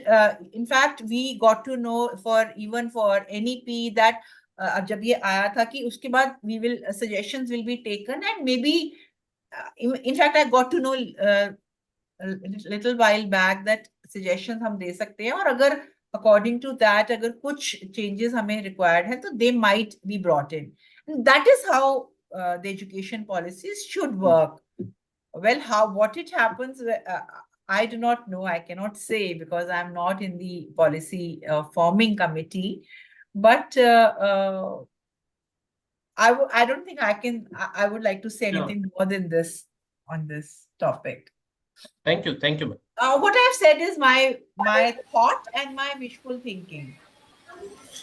Thank you. Thank you so, ma'am. It was indeed an insightful session, and we were very happy to be a part of such an amazing session. I'm very sure that I speak for everyone that it was a session that spread awareness, and inclusivity was definitely a part that would be now onwards a part of all our curriculum and our colleges and institutions as well. Thank you so much. We take a break of 15 minutes, everyone, and then we move on to the next session. And I hand over the session to my co-host, my co-moderator, Dr. Geetanjali Rampal. Thank you, Professor Sarita. It was indeed a pleasure to have you. Thank you so much. Thank you, Sarita. Thanks to all the participants too. Thank you so much. Thank you. Participants, please fill the feedback form. Link is there in the chat box for session 1. And you may not leave. You can just remain logged in and join in after 15 minutes. Have a quick coffee break. You can join in. Thank you, ma'am. Thank you. Thank you.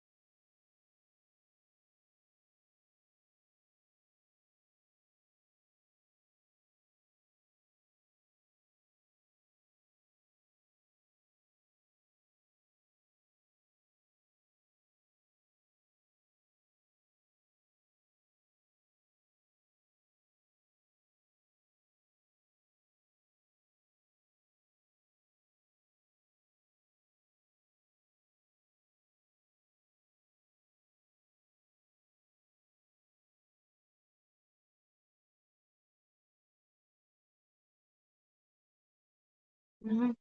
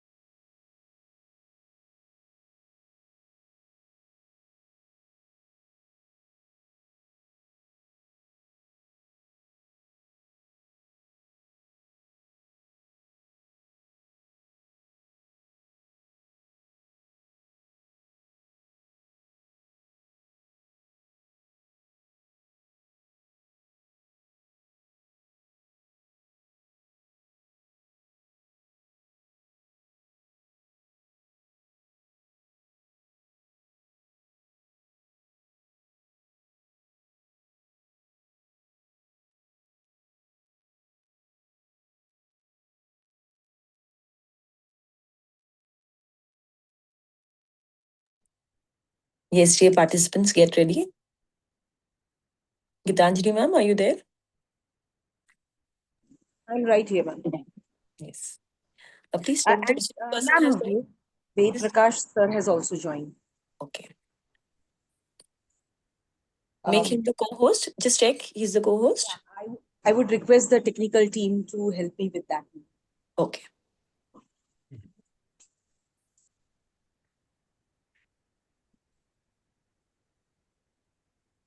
Technical team, please make the resource person the co-host for this session.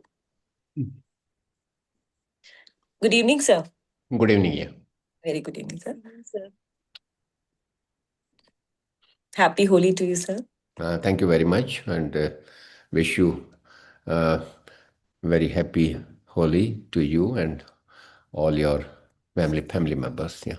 It's an honor to welcome you, sir. Thank you. Thank you.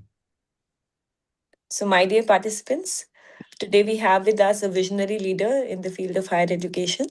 So, please welcome him. And over to you, Gayatri ma'am. Yeah. I would like to introduce our speaker for the session. We have Professor Ved Prakash as the speaker for this session. He is a distinguished name in Indian academia. He has a unique distinction of spearheading the University Grants Commission, the apex regulator of higher education in India, as its chairman, vice chairman, and secretary. Under his stewardship, the UGC made significant strides in the areas of curricular reforms, internationalization, basic scientific research, skill education, and gender and social equity in higher education. He has, to his credit, the transformation of National Institute of Educational Planning and Administration into a university where he served as its founder vice chancellor. In his stellar career of 45 years, he has made seminal contribution as advisor in the Planning Commission of India. He was a chairman, National Council for Teacher Education, professor and head, DEME NCERT, joint director, Staff Selection Commission, Government of India. A US Fulbright scholar, Professor Ved Prakash has been a visiting faculty at University of Windsor, Canada, a guest faculty HIID, Howard University, and consultant to the World Bank. He has the distinction of being an interlocutor under prestigious US International Visitors Leadership Program. He has the honor of serving as a member of the jury for a notable UNESCO APEID Benhui Award for Educational Innovation for 10 long years. He represented India in numerous bilateral and multilateral forums in about 30 countries. He has published extensively on a wide spectrum of areas concerning school education, higher education, and educational planning and administration. He has been conferred many coveted awards and honors for his contribution in the field of education. We are honored to have you, sir, and it's a sheer privilege that we'll be listening to you. I request all the participants to keep their videos on. Technical team, please share the presentation. Sir's presentation, technical team.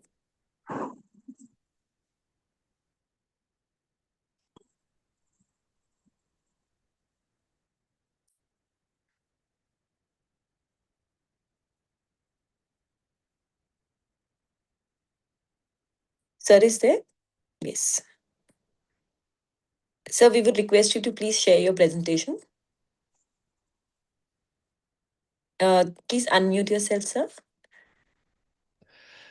Yeah, I'm sorry. So very good evening to all the participants of this faculty development program. And thank you very much, Professor Rampal, for such a lengthy introduction, though it was not needed. Sir, it's a sheer honor to have you in this session.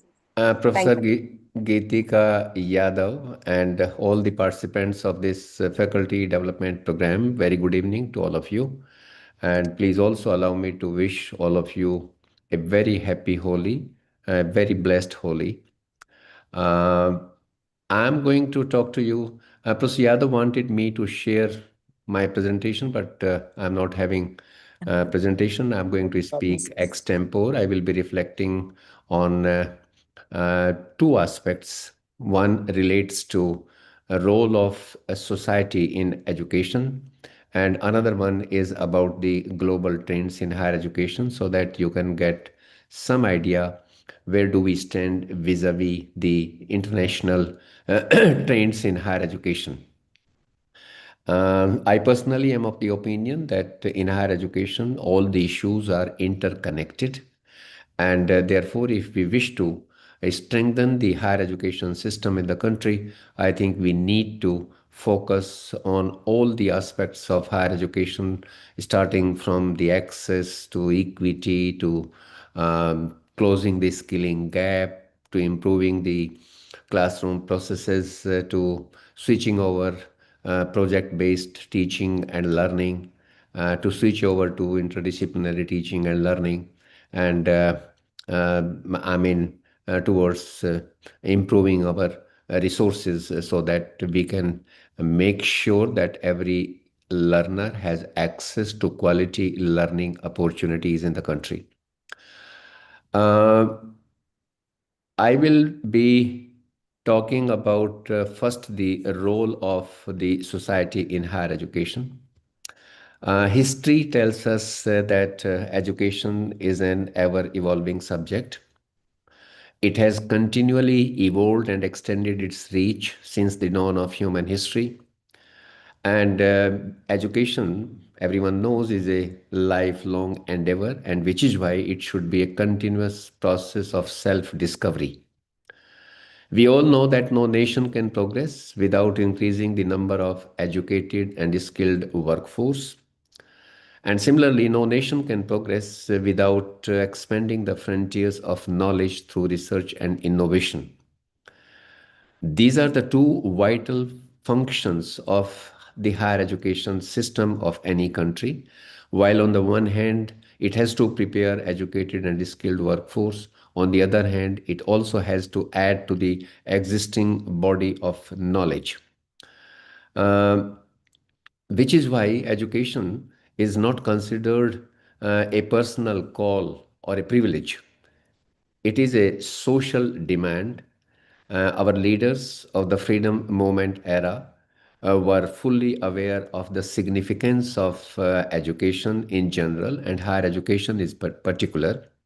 In fact, if you look into the discourses of that time, you would find that education, equality, and social justice were the main subjects of discourse during the freedom movement struggle.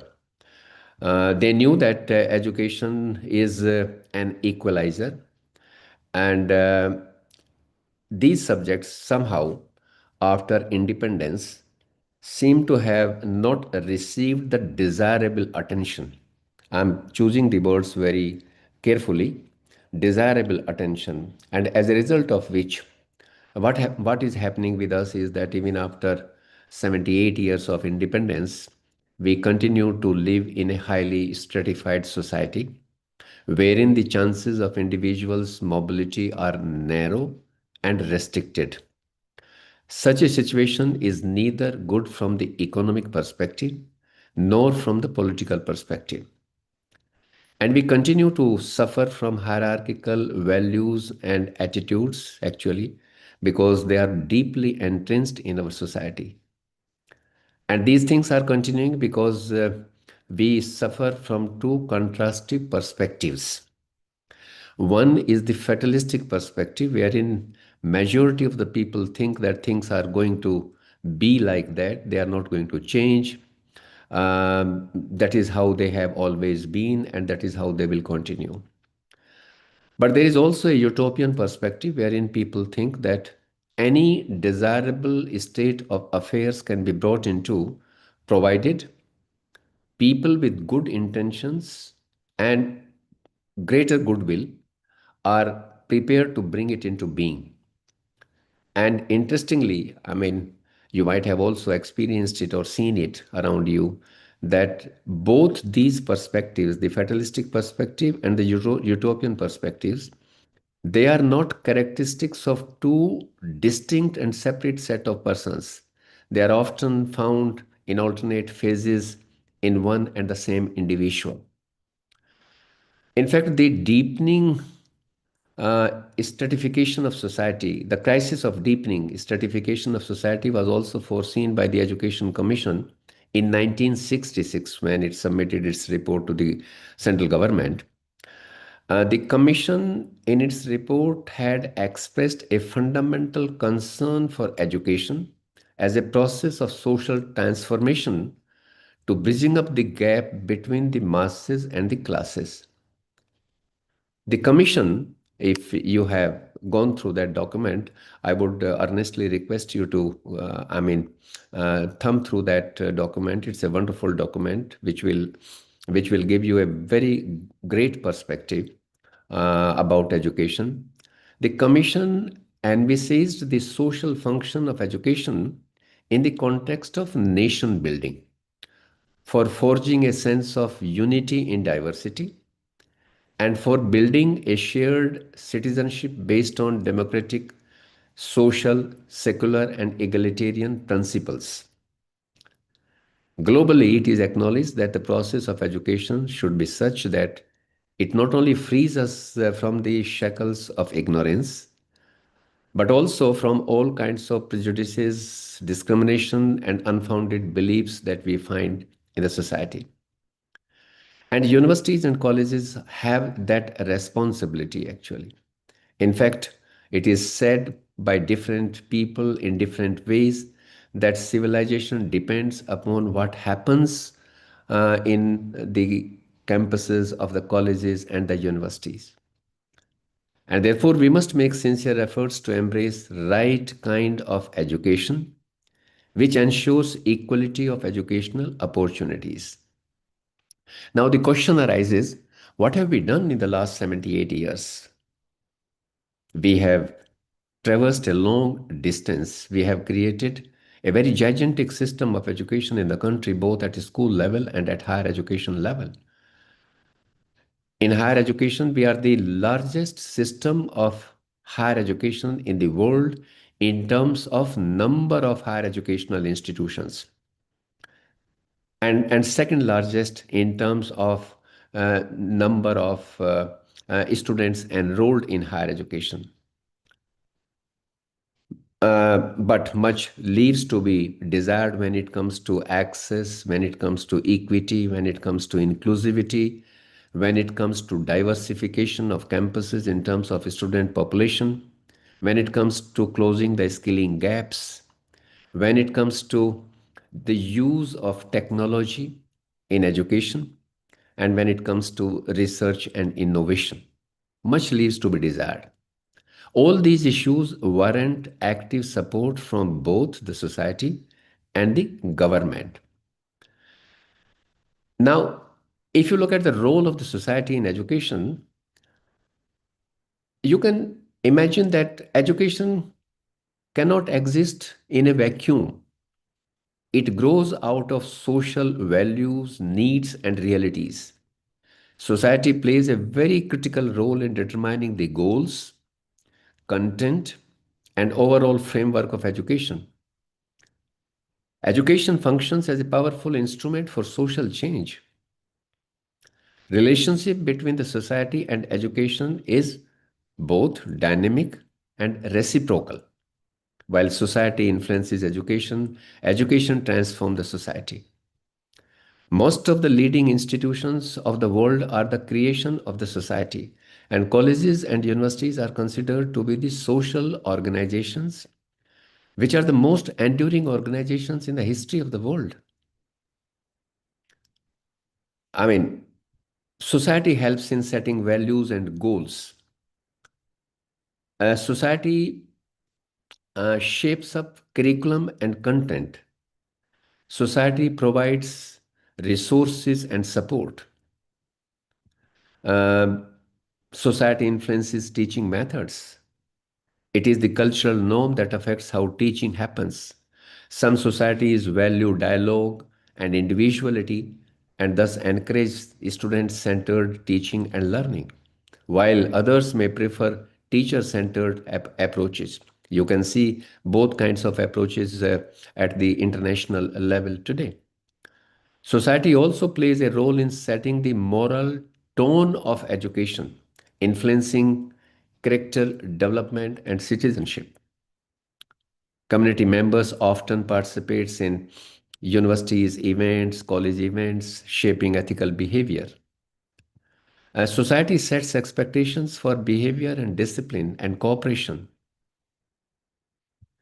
society can push education to become more inclusive, supporting girls' education, supporting the education of children with special needs, supporting the education of the children coming from the marginalized sections of the society, from the minority communities, advocating equal opportunities actually. Society also influences education in promoting the values based on universal perception and values based on constitutional imperatives. Society links education with the real life. It is the community life, industry workplace that align education with the real world needs by laying emphasis on skilling. Society acts as an agent of change. It is education actually which reforms society. But society first initiates change, demands reforms in an outdated system, encourage lifelong learning, and responding to national and global challenges. One can proudly mention names of great minds in our country like Raja Ram Mohan Roy, who established the Hindu College in 1817. That was the first institution set up in our country to impart higher education. They tried it through the then Governor General Warren Hastings, but the Governor General did not respond. So Raja Ram Mohan Roy, he mobilized the fellow colleagues from the city of Calcutta, and they decided to set up the Hindu College. And this is how Hindu College came into being, which today is known as the Presidency University.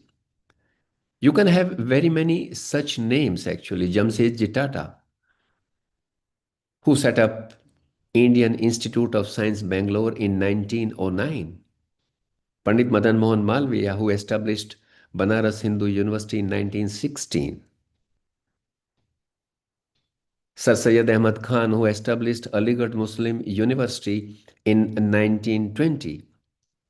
Thakur Rabindranath Tagore, who established Vishwa Bharati in 1921. So there are umpteen examples of such great minds who set up a number of educational institutions in the country.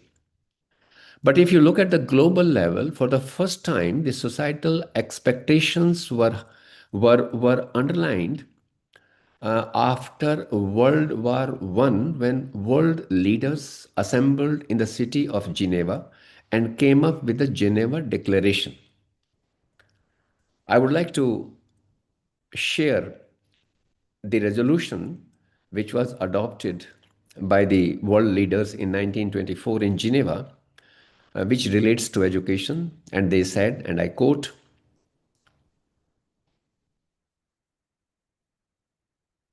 "Education is the right of everyone. Children must be provided the tools for their natural development, and those who are backward must be supported by the nation states, and that the children must be placed in a position wherefrom they can lead a decent life and contribute to the creation of a civil society." Unquote. Not much had happened because the world was again pushed into another war in 1939. And after the end of World War II in 1945, this time the world leaders met in the city of Paris and came up with the Universal Declaration of Human Rights, which was adopted by the UN in December 1948. There are about 30 rights and freedom that belong to all of us and that nobody can take away from us. I would like to draw your attention to Article 26 of the Universal Declaration of Human Rights, which has got three parts.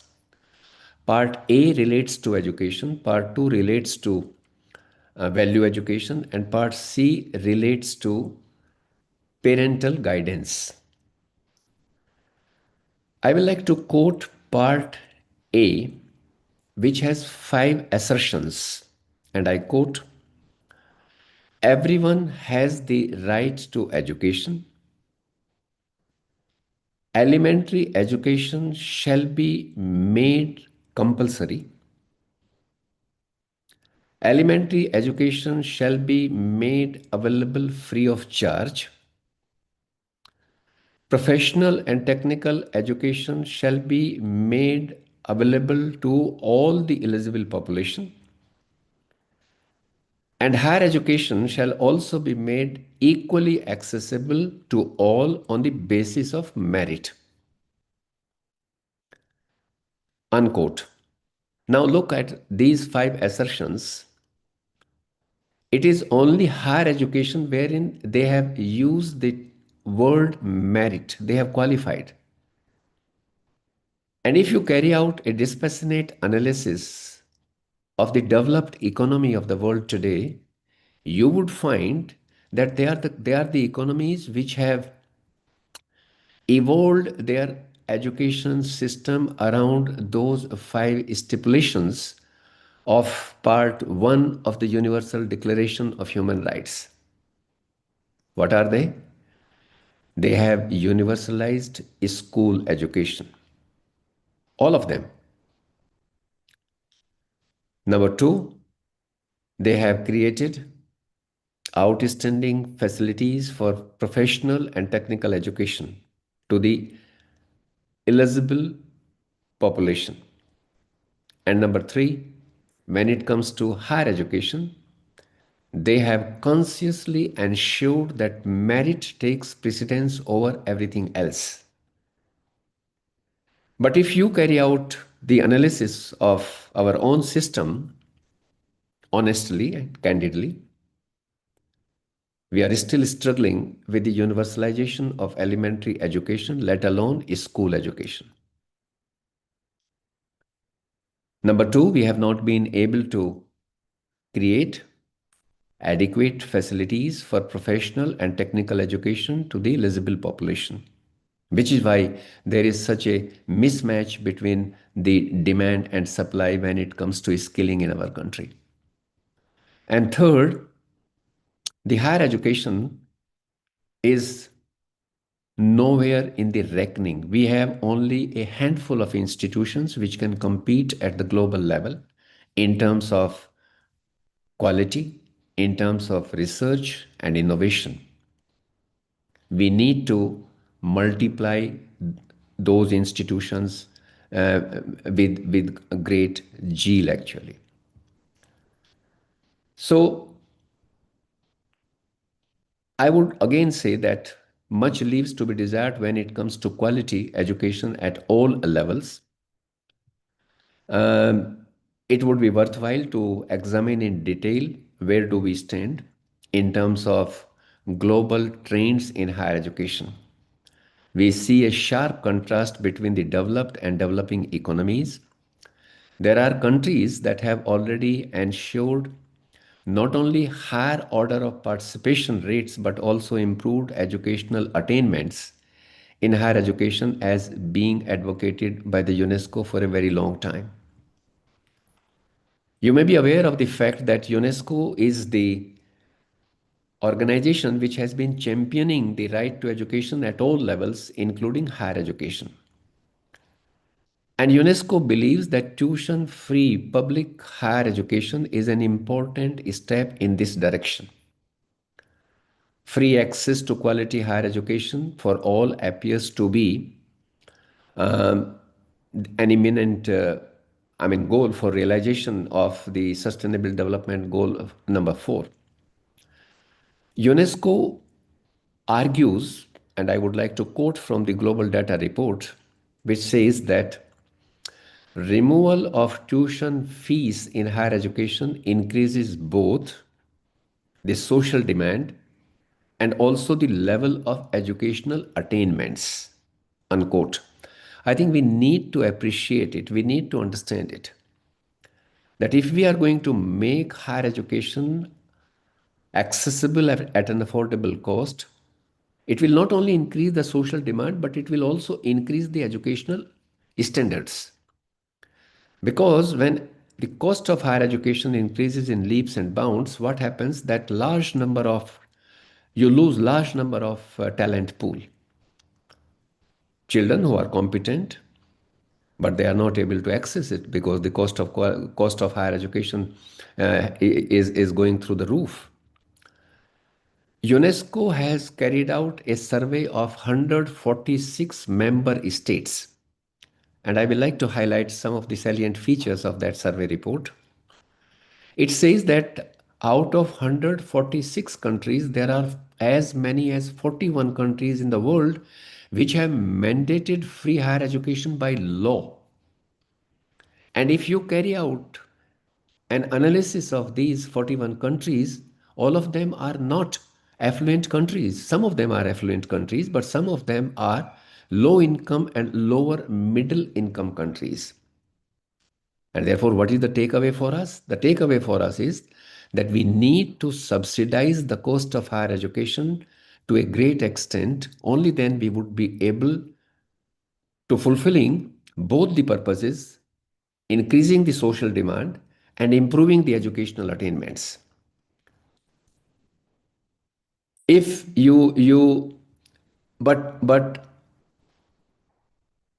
if we look at our own development, we have had a policy of providing free higher education for about 5 long decades after independence.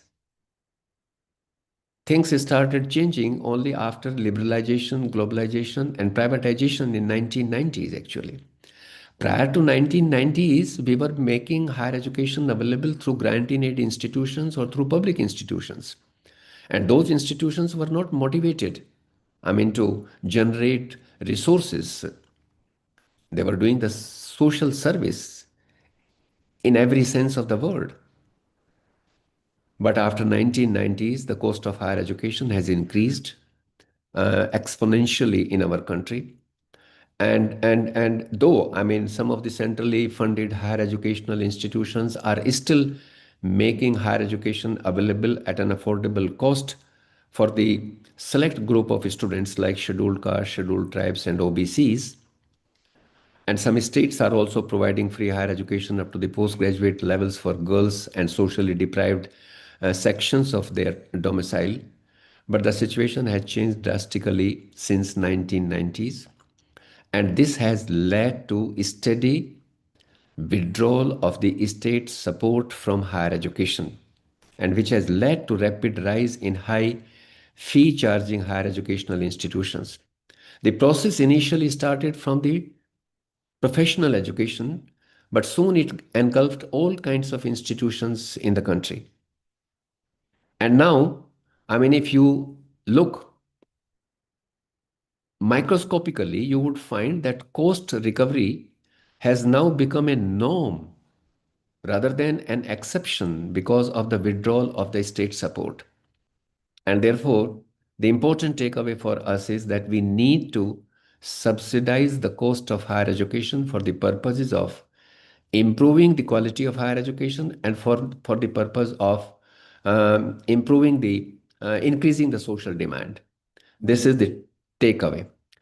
And this is what we need to do. It could be done by way of lowering the tuition fees, multiplying the number of scholarships and stipends, establishing more grant-in-aid institutions, increasing CSR funding for education, and regulating the tuition fees in private institutions.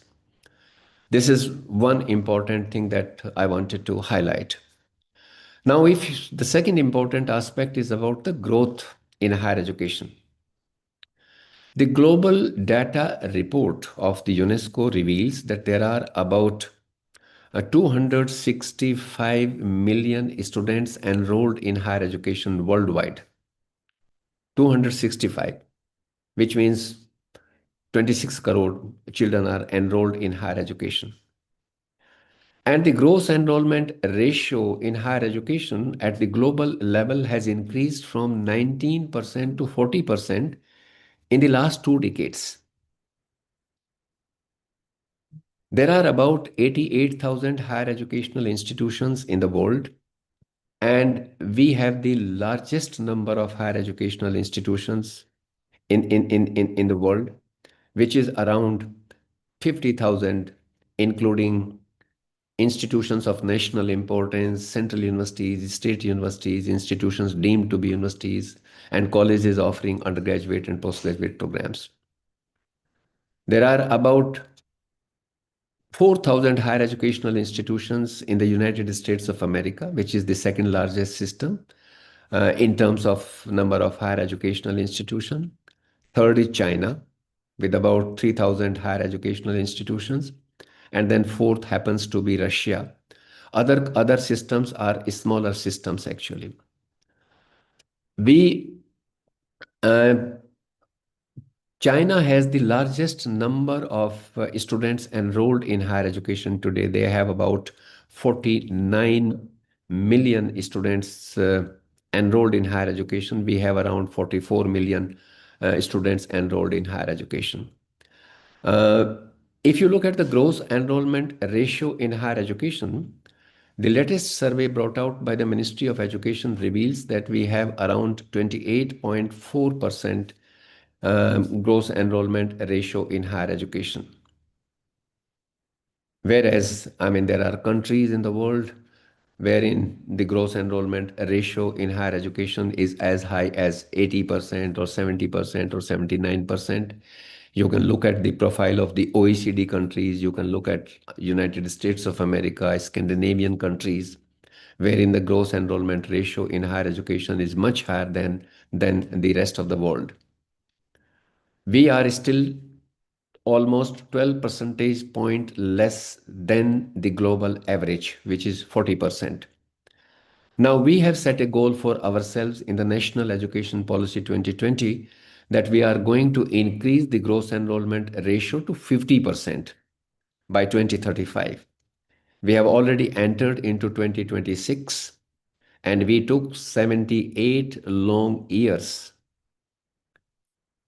to reach from less than 1% gross enrollment ratio in higher education in 1949-50 to 28.4% in 2026. And now in the next 9 years, we want to take it to 50%, which means that that every second child in the age cohort of 18 to 24 is going to be on the campus of a higher educational institution, which means that we shall have to grow at an annual growth rate of 4.2%. But that is not supported by our earlier growth rate. And therefore, how are we going to do that?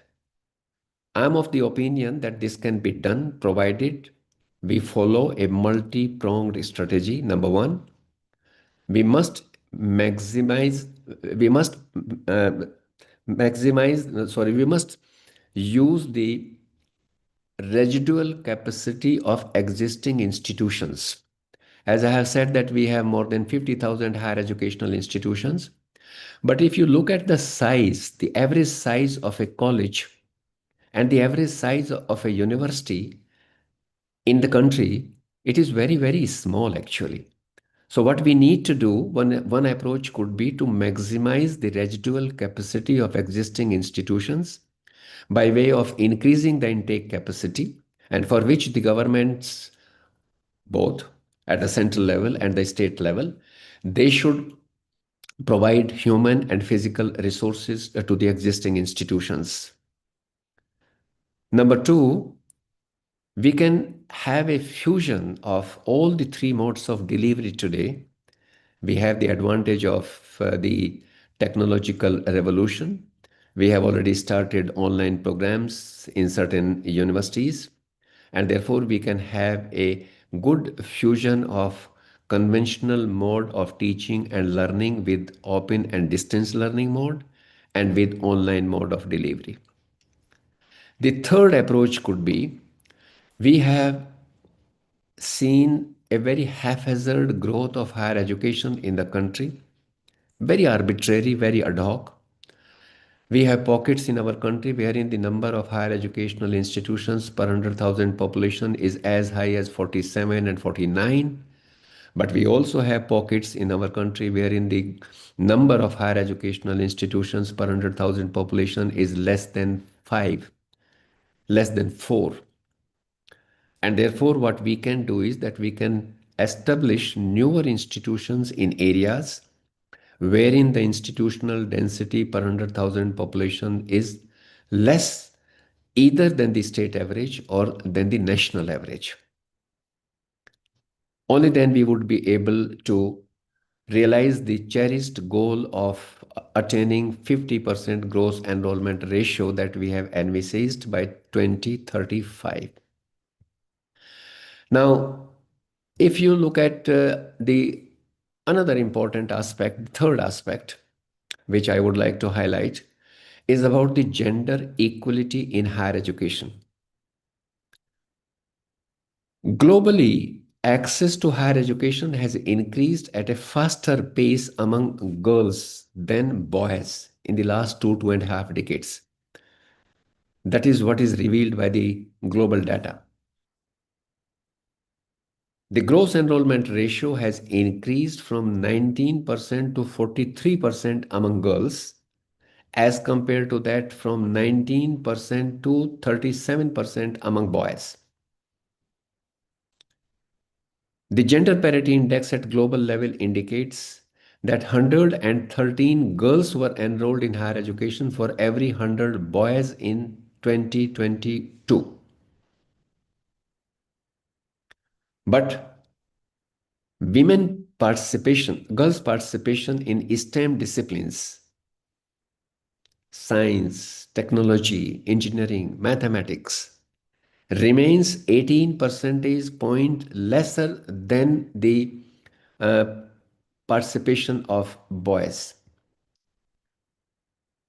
If we look at the girls' participation rate in our country, we also have seen upward trends.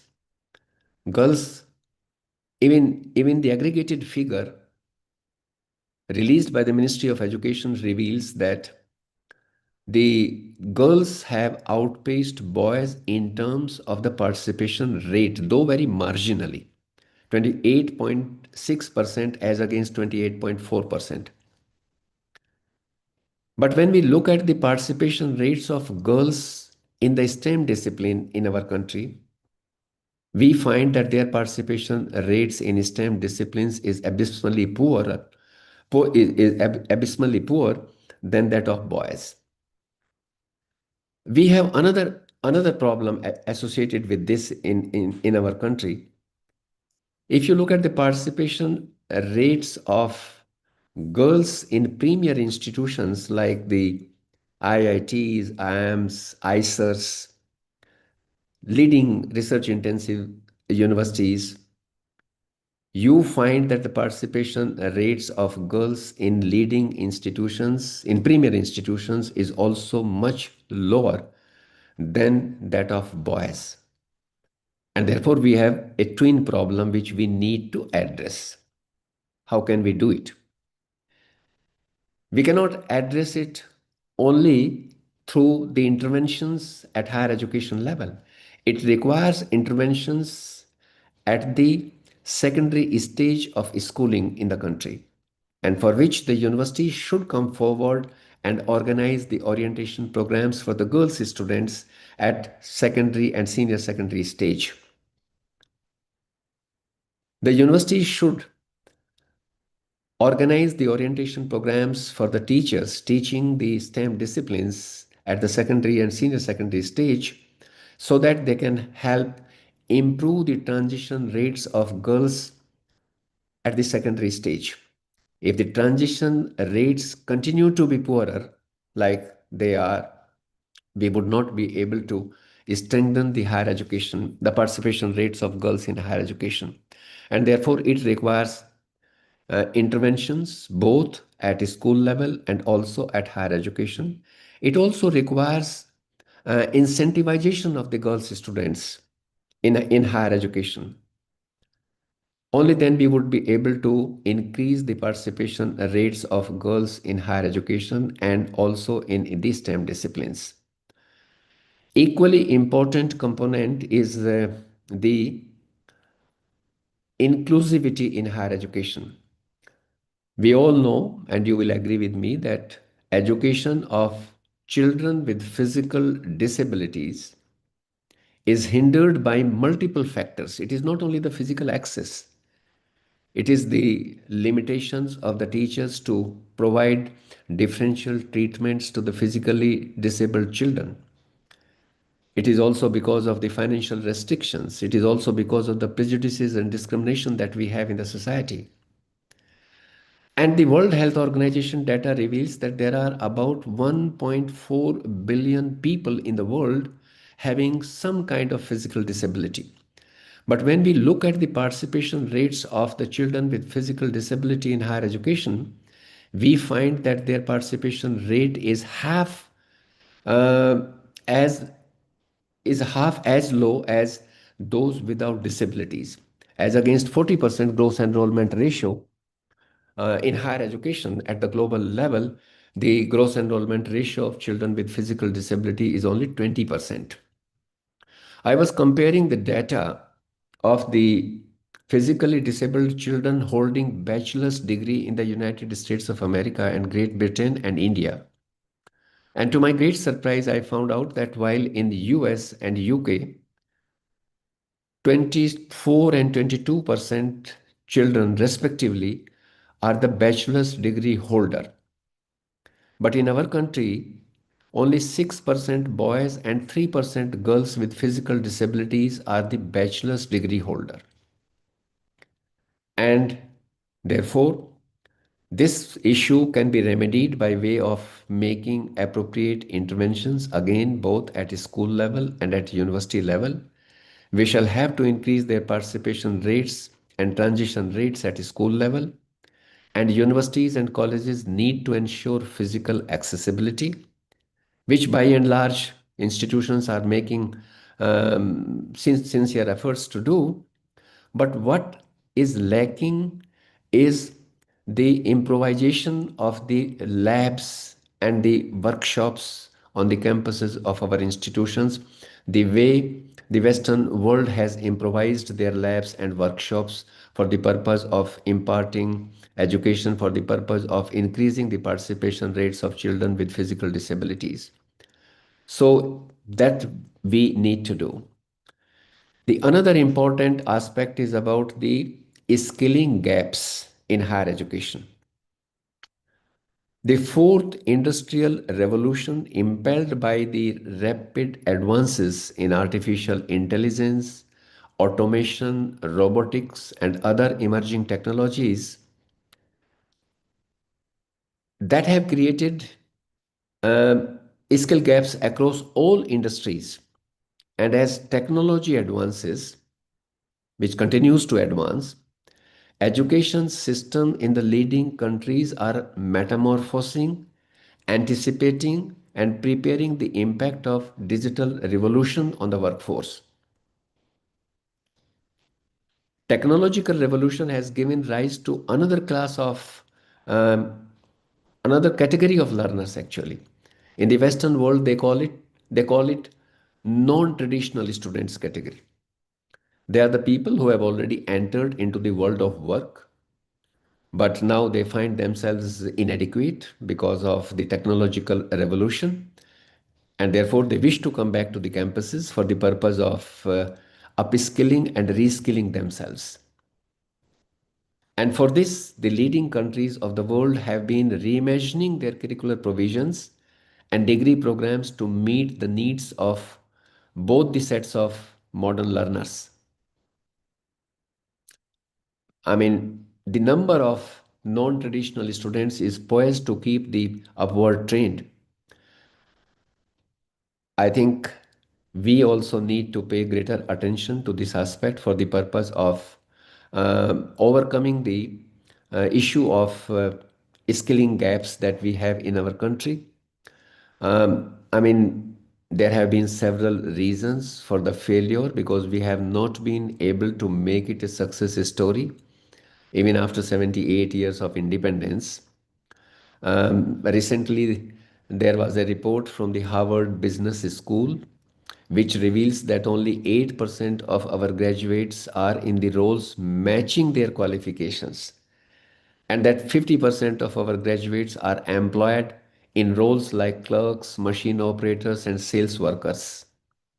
I would want you to go through that report actually. It is available.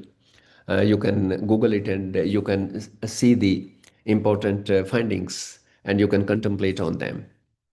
Skilling gaps can be closed up by giving vocational orientation to education from early stage of education to higher education, as is envisaged in the National Education Policy 2020. Rigidity of the system in terms of time, place, selection of stream, etc. will have to be changed. Students will have to be properly counseled based on their interest, abilities, and aptitude. And universities need to create proper provisions for both sets of students, traditional students and the non-traditional students. The most effective strategy to give vocational orientation should include four pillars, namely, it requires structural integration. It also requires industry participation. It requires flexible pathways and it requires social destigmatization. Only then we would be able to give proper orientation to skill-based education actually. There another important aspect that we have highlighted in the National Education Policy 2020 is the diversification of campuses in terms of student population. Diversification of campuses in terms of student population has remained a very major concern in our country, and which is why we have again highlighted it in the National Education Policy 2020. There are countries which have addressed these issues much earlier, and which is why they are the most sought after destination for higher education. The number of we have gone to the extent in the National Education Policy mentioning that each institution shall have a separate office for the international students for the purpose of diversifying the campuses in terms of student population. But diversification throws different kinds of challenges. Diversification would require different kind of orientation to higher education altogether. That is what these countries have done, which are the most sought after destination. I mean, United States of America continues to be the most sought after destination for centuries. US is hosting more than 1 million international students. You will be surprised, some of you, that China today is hosting 500,000 international students. Very close to us, South Korea and Singapore, they have emerged as hub for the international students in the recent past because of their proactive policies. We are hosting only 48, 49,000 international students on our campuses, that too from the neighboring countries. And majority of those children, they come for the undergraduate programs. Very few students come for postgraduate and the doctoral programs in our campuses.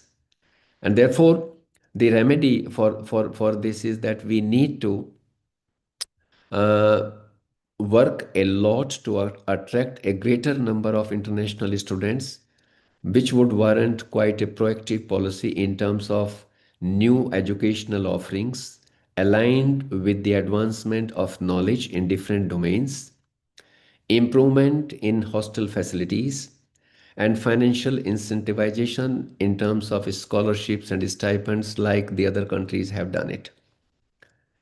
We must recognize the value of the diversification of campuses in terms of student population and therefore come up with proactive policies like other countries.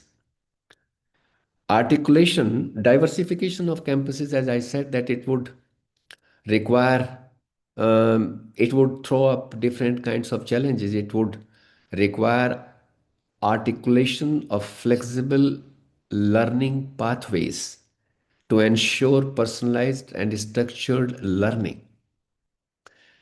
See, when the Western world started internationalizing their higher education system, they realized that each learner has her own learning trajectory and therefore would warrant personalized and structured learning approach. And which is why they came up with the flexible learning pathways. We shall have to do that. This another thing is that when you are diversifying the campuses,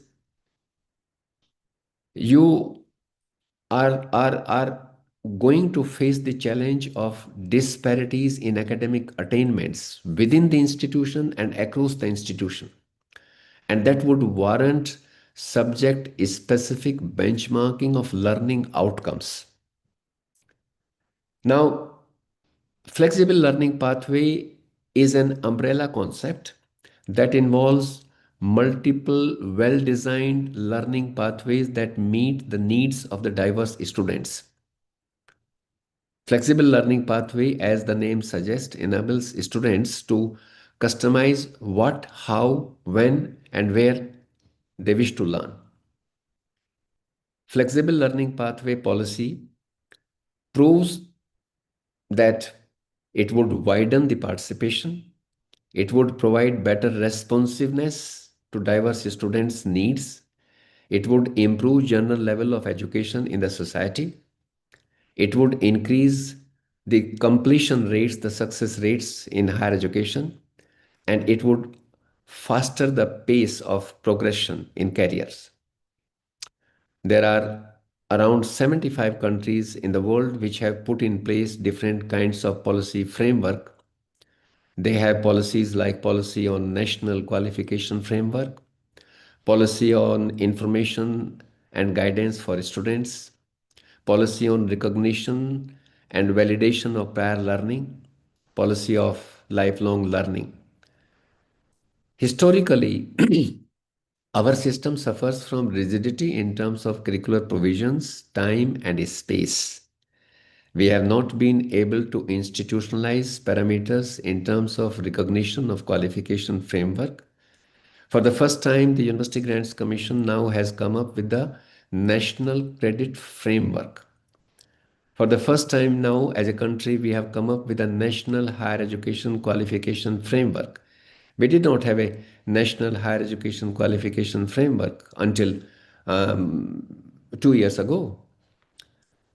Now we have introduced the policy of multiple entry and multiple exit, but that alone is not enough. It further requires freedom to choose what to study, how to study, when to study, and where to study. And therefore, we need to simplify the procedures to institutionalize the National Higher Education Qualification Framework, the National Credit Framework that we have come up with, the National Skill Qualification Framework that we have come up with, wherein we have talked about the seamless movements of students from vocational education to general education and vice versa. We shall have to ensure comparability of our degree and diploma programs with international standards. Similarly, we shall have to come up with subject-specific benchmarking of learning outcomes where we switch over from the conventional mode of teaching and learning to integrated mode of teaching and learning to project based teaching and learning mode of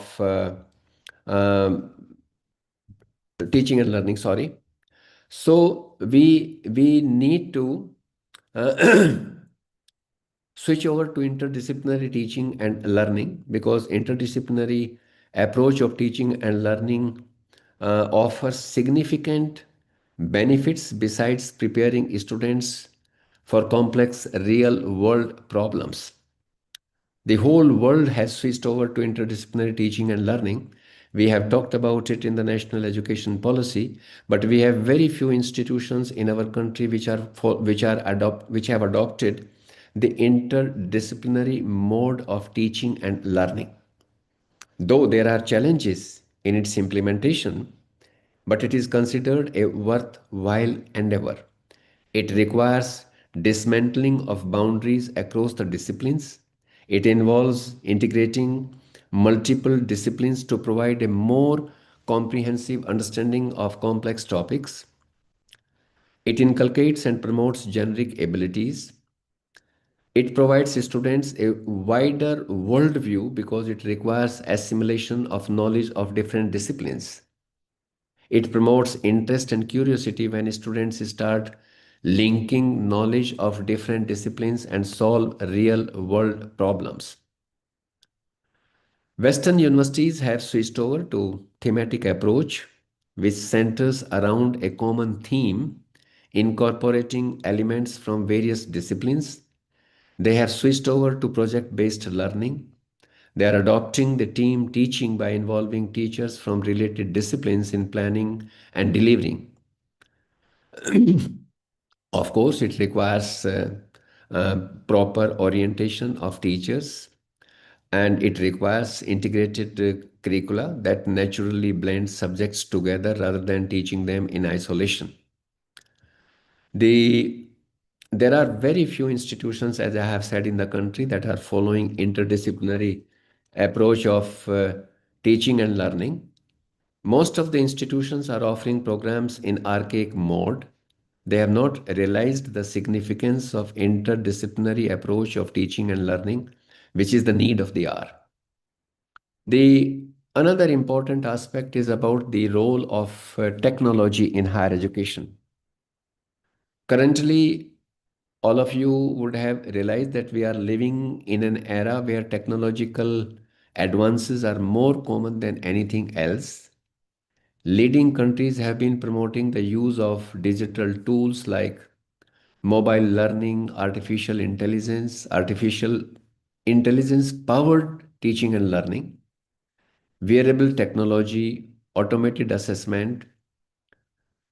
I mean, some of you might be aware of the fact that Massachusetts Institute of Technology started making its recorded lectures available free of charge in 2002.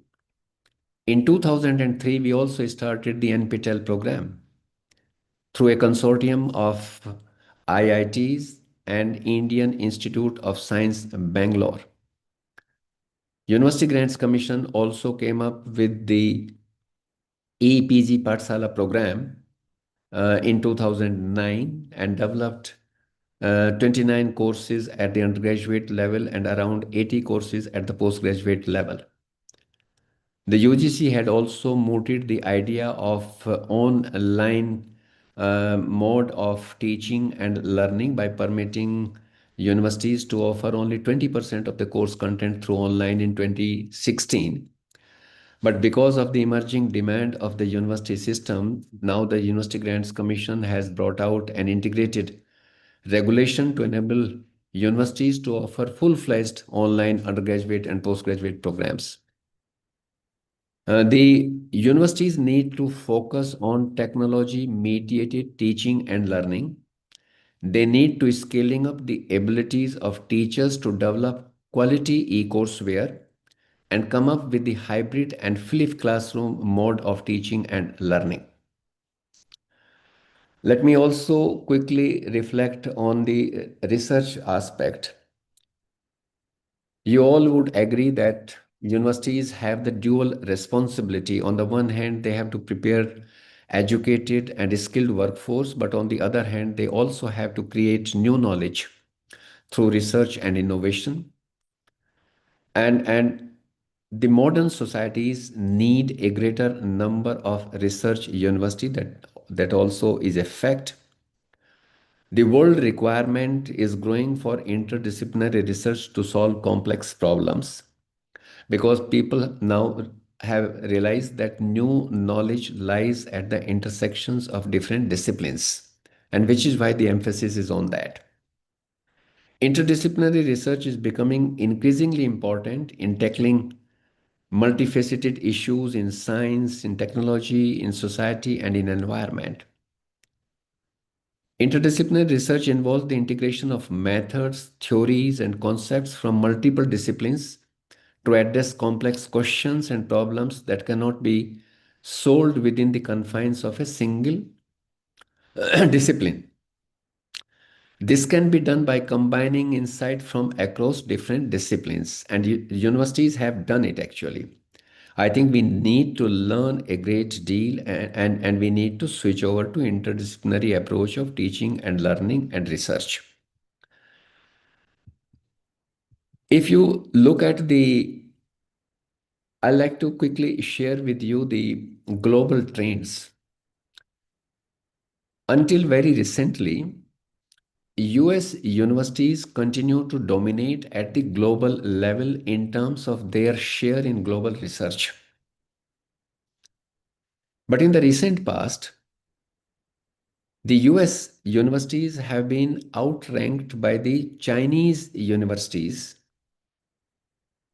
The China's share in global research today is more than 20% as against 17% of the United States of America.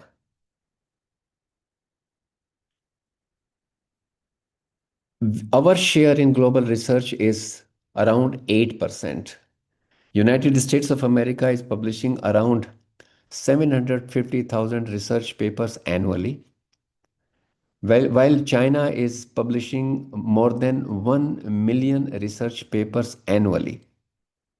We are publishing around 275,000 research papers annually, and which is why our share is close to 8% in the global research. But there is a reason behind it. We need to look into that reason. And the reason is that United States of America is investing 3.89% of their GDP on research and development.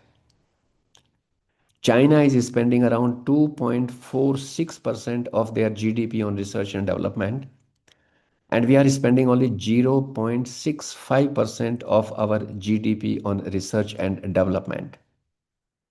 And with such low level of investment, our teachers and scientists are still contributing 275,000 research papers annually, which means that we have the potential and that our teachers and scientists can substantially improve our share in global research, provided we make greater investment on research and development like China is doing.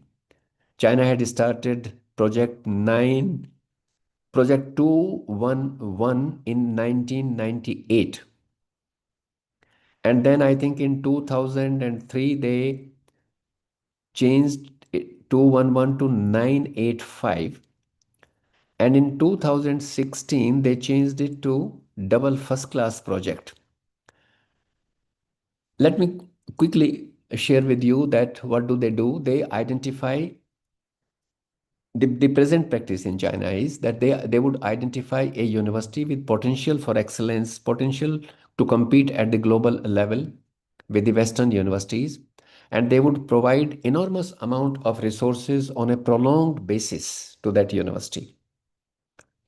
They would call it double first class, wherein majority of the departments have the potential to compete at the international level. Another first class is that if there is one department in a university which has the potential to compete at the global level, they would provide similar kind of resources to that individual department of that university on a prolonged basis, which is why they call it double first class. And through that, they have substantially improved their share in global research.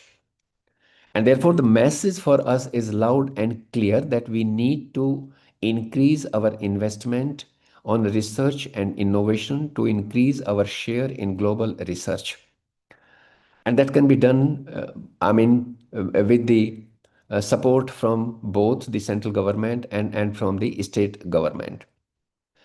Let me come quickly to the financing of higher education. For financing of education.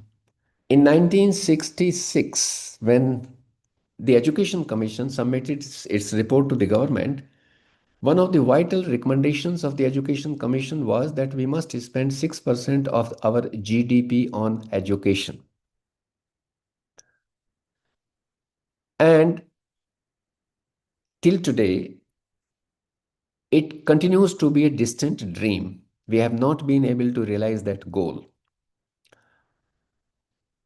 And one of the reasons at that point in time, when the Kothari Commission made this recommendation, that the developed economies of the world were spending more than 6% or around 6% of their GDP on education, and which is why this recommendation was made on the basis of the experiences of the developed economies.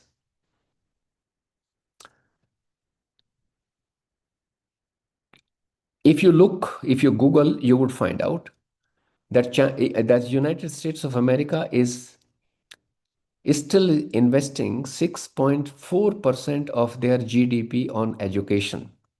And look at the size of the GDP of the United States of America. Canada is spending more than 6%. Australia is spending around 6%. We are spending 4.12% of our GDP on education, of which close to 1.89% goes to elementary education, 1.04 goes to secondary education, and 0.77% goes to technical higher education, and only 0.52% goes to general higher education. My take on this is that the size of higher education today is much larger than the size of the higher education in 1966, when this recommendation was made by the Kothari Commission. And therefore, as a country, what we need to do is that we need to set up a fresh committee at the national level. And that committee should be mandated to ascertain the quantum of resources required today to provide access to quality education at all levels to about 37 crore children in the age cohort from 3 to 24, because we have around 28-29 crore children in the age group of 3 to 18. And once we attain 50% gross enrollment ratio in higher education, we are going to have around 8 crore children in higher education. So 29 plus 8, it would be around 37 crore children in the age group of 3 to 24. So we need to set up a fresh committee to ascertain the quantum of resources that we today need to make sure that every child has access to quality education in the country. I would like to stop. At this stage, there are a lot many other things that can be reflected upon, but because of the time constraint, and I know that it is going to be 8 o'clock, I will like to stop at this point, and I will like to take the questions from the participants on the issues which I have reflected upon. I have reflected on the issue of access, equity, skilling, gender participation, research, diversification of campuses, moving towards interdisciplinary approach of teaching and learning, use of technology, research, status of research, and financing of education at the national level, and what we need to do. So I'll stop, Professor Yadav, at this stage, and if you have any questions on the topics which I have highlighted, I'd like to answer the Yes. questions of the participants now. Thank you, sir, for the wonderful session. Dear participants, please share your insights, some queries if you have. Go ahead Yeah. and ask. Make the session interactive, please. Anyone?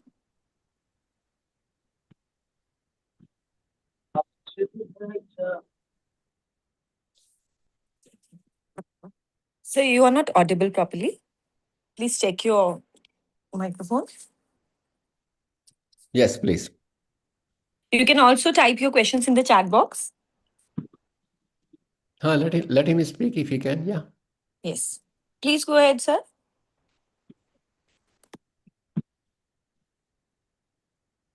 I don't have a question as such, but it was a very comprehensive view and lots of information flowed from your side. It was a it was an amazing session. Sir. Okay. Any other participant would like to share something? You should at least make some observations. You may be having certain ideas, you may be facing certain problems, isn't it? Yes. Anybody else?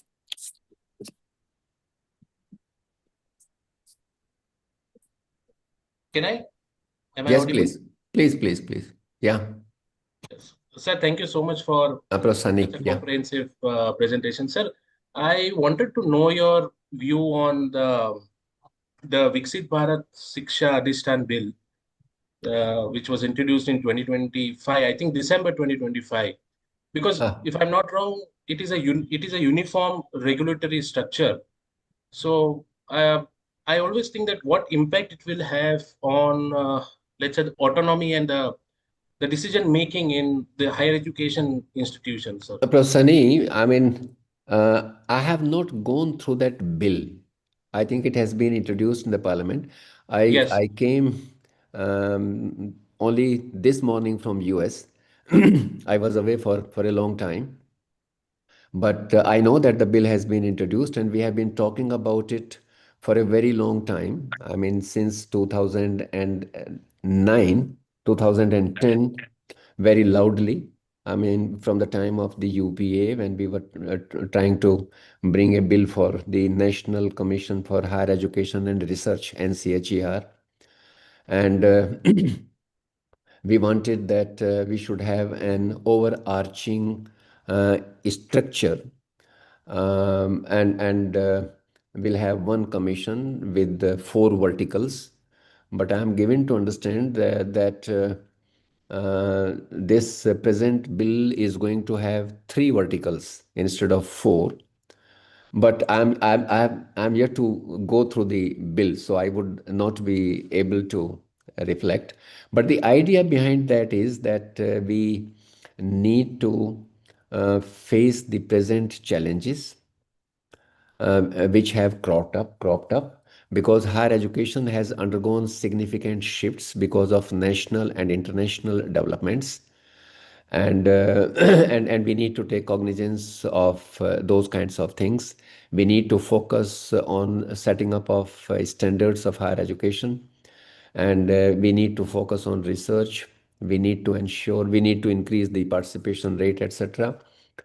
So I hope that autonomy is something, Professor Sani, which warrants um greater support from the government.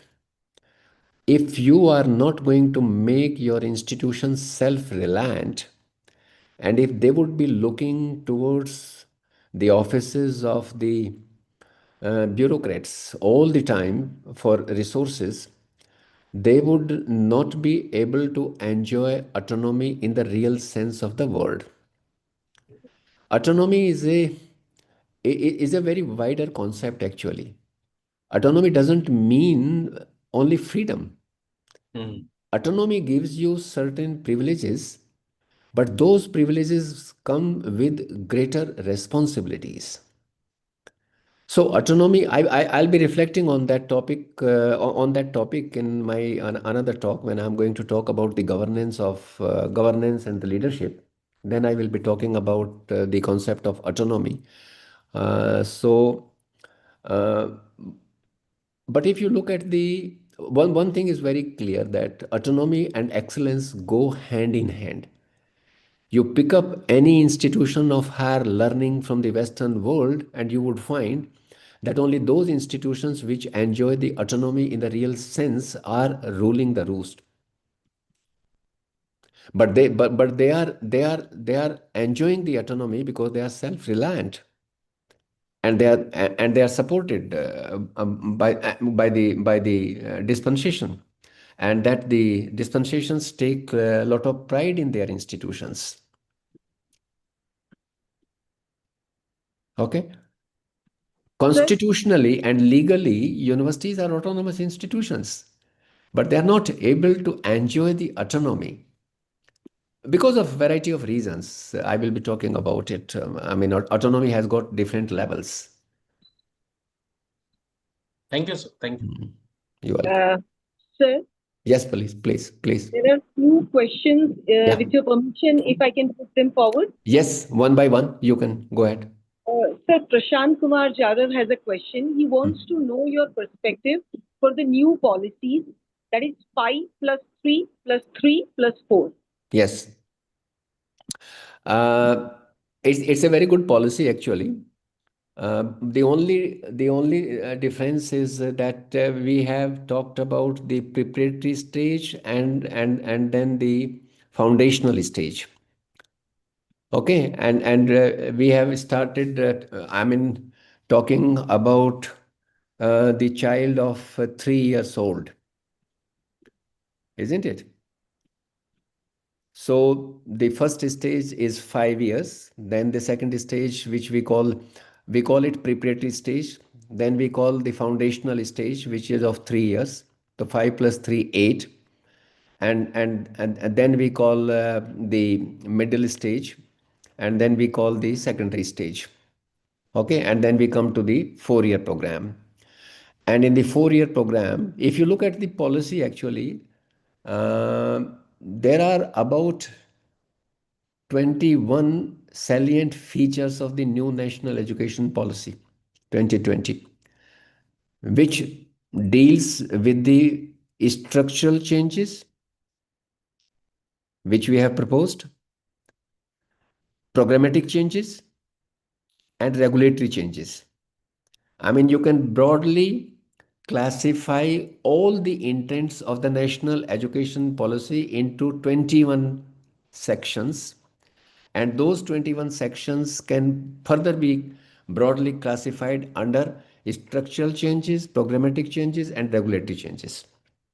This is how we have expressed our intents in the national education policy. Policy is a statement of intents. Policy doesn't make any recommendation. It's an intent actually. So these are the things that we have done, and they are very good intents. Now the translation of those intents into reality would require two things. Number one, the capacity of the teachers to translate those intents into reality, and then it would also require augmentation of or the support from the government. So you have to have synergies between these two things. Only then we would be able to translate the intents of the national education policy into reality. Otherwise, we will retreat them after again 20 years or 30 years. I mean, if you look into three national education policies which we have brought out after independence, the first policy we had brought out in 1968. That policy was based on the recommendations made by the Education Commission. It was a very involved exercise actually. The second policy we brought out in 1986. So if you see the intents of 1968 and compare it with 1986, you would find that we had reiterated some of the intents. And then likewise, we have again reiterated it now in 2020. So endorsement and reiteration of the intent should not be the way of formulating the policy. There are different ways of formulating the policy actually. Many a time you would find that certain recommendations are made just for the sake of making some recommendations, knowing it fully well that neither the political will would support it nor the economy would support it. For instance, in this policy itself, you see, you have said that you are going to have only 3 sets of institutions: research intensive universities, teaching intensive universities, and autonomous colleges with degree awarding powers. Isn't it? We have said it, Sunny? Yes, sir. You are right. Now, how are you going to do that? You have close to 49,000 colleges, and see the disparities in academic attainments across these colleges. Tomorrow, if you are going to transform all 49,000 colleges into autonomous degree awarding institutions, what would happen? Unless we come up with a framework through which we can ensure that we narrow down the disparities in academic attainments. Isn't it? Even today, I mean, you pick up any leading university of the country, and you would find that if there are 80 colleges affiliated or 100 colleges affiliated, pass outs from a college X and the pass out from a college Y, they are looked at from a different perspectives by the world of work. Because of the disparities that exist in academic attainments. And those disparities are attributed to 2 major stakeholders. The first major stakeholder happens to be the teacher. And the second is the student. If the students are oblivious about their role and responsibilities, then any amount of effort made by the teachers would not yield results. And if the teachers are not able to relate their teaching and learning with the social and physical conditions where they are teaching, and if the teachers are not able to communicate in the language which is understood by the children, if the teachers are not able to come up with appropriate pedagogical processes through which the complex concepts could be clarified to different sets of learners, common sense learner, dynamic learner, analytic learner, problem solving learner, then the disparities are going to be there. And this is what was realized by the Western world when they started internationalizing their campuses, and which is why they switched over to subject specific benchmarking of learning outcomes. That doesn't mean that you would mitigate the disparities in academic attainments. They will be there, but you can narrow them down to a greater extent, and that should be our effort, with a view to improving the educational standards. And which is why it is said that improved academic excellence must be the goal of every institution, and within the institution, improved academic excellence must be the goal of every department. And this would put greater pressure on the teachers. We shall have to scaling up the abilities of the teachers to handle different kinds of learners in the same class, to provide differential treatments to them depending upon their requirements, which would require a lot of efforts on the part of the teachers, right from transacting the curricular provisions in an effective manner to the assessment of the students' potential. Okay. Yes, sir. Any other question? Yeah. Next question, please. The next Quickly. question is from Dipali Atre, ma'am.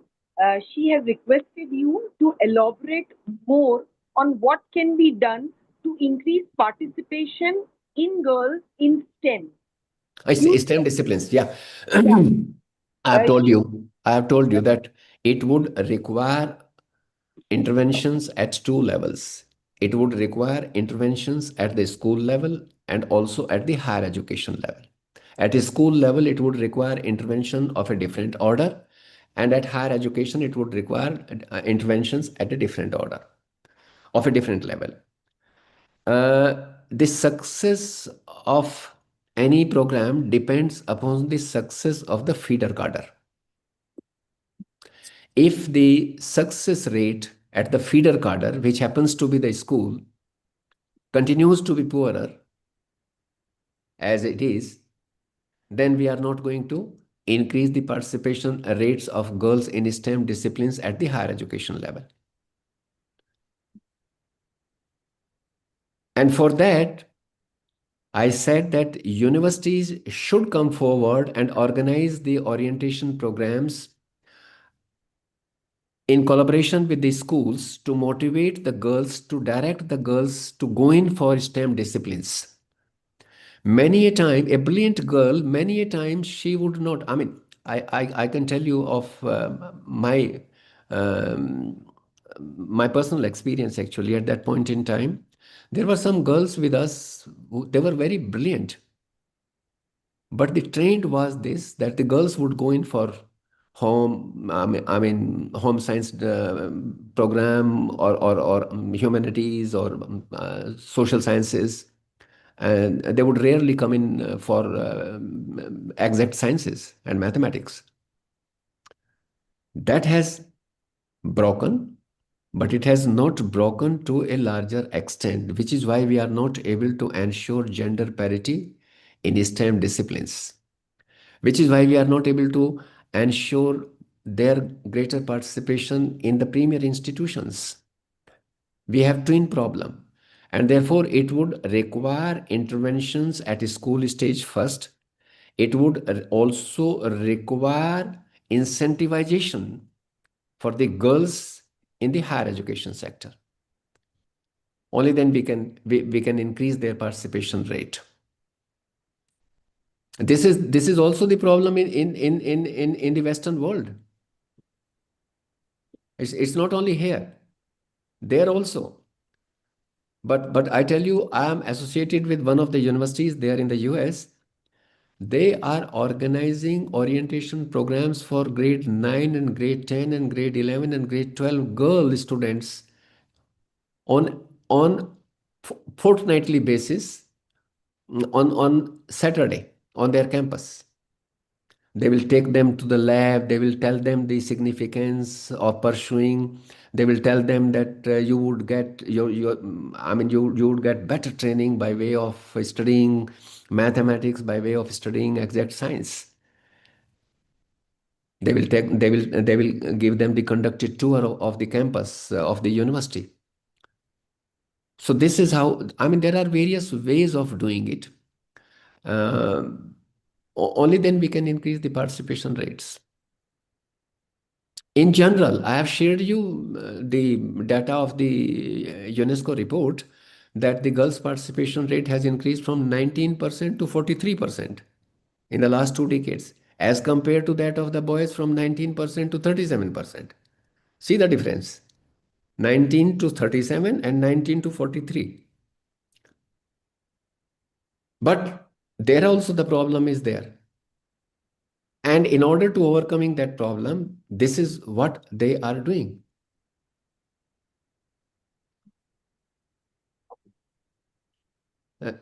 Any other question, please? Yes, sir, one more. Yeah. There is one more question, sir. Yeah. That is by Parmeshwar. Om Namah Shivaya, kitty bar, 5 bar. Go ahead. Sir, hello. Yes, Yes, proceed. you're audible.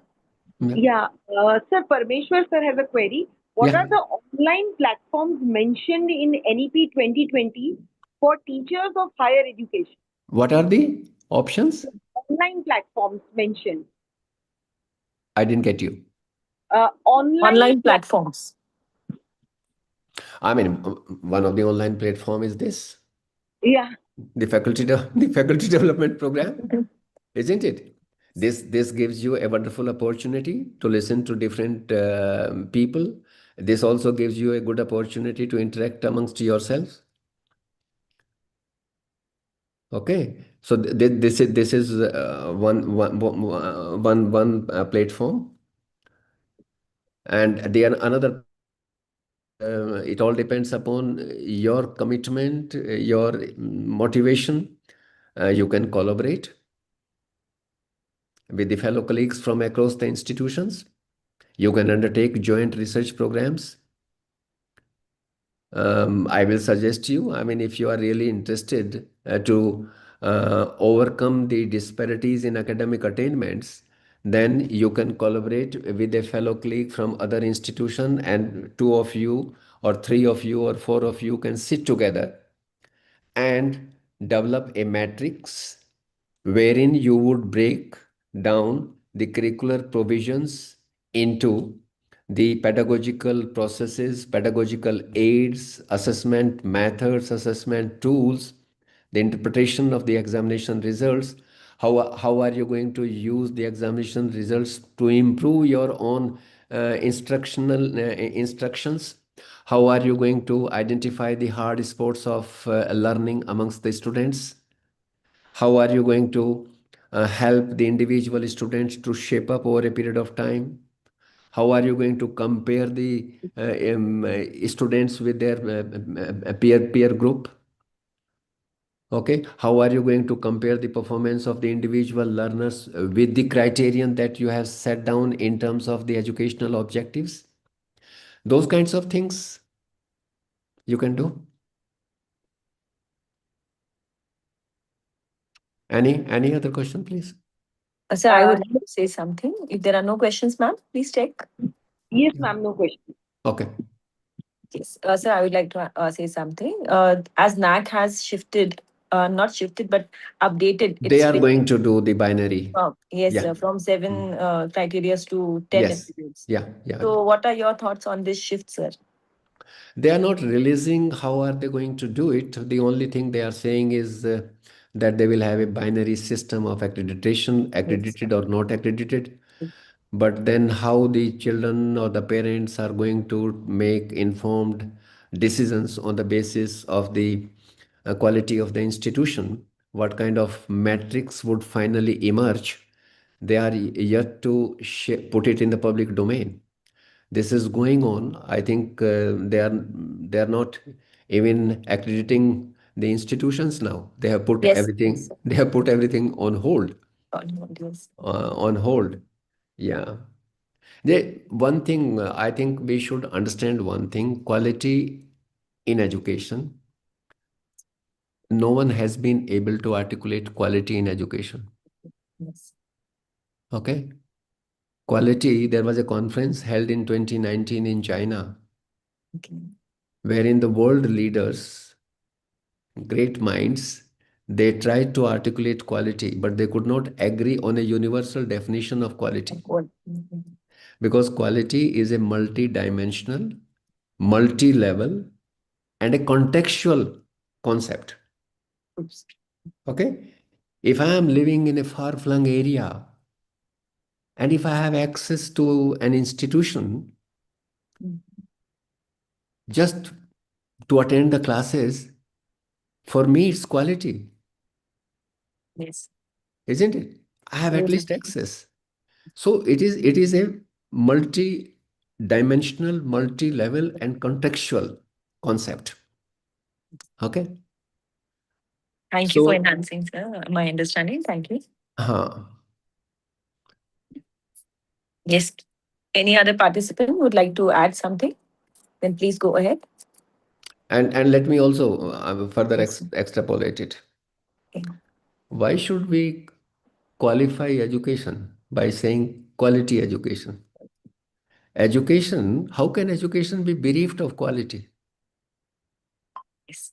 Look at it philosophically. Education means enlightening a mind by an enlightened mind. Right. So why do we talk about quality? Education cannot be bereft of quality.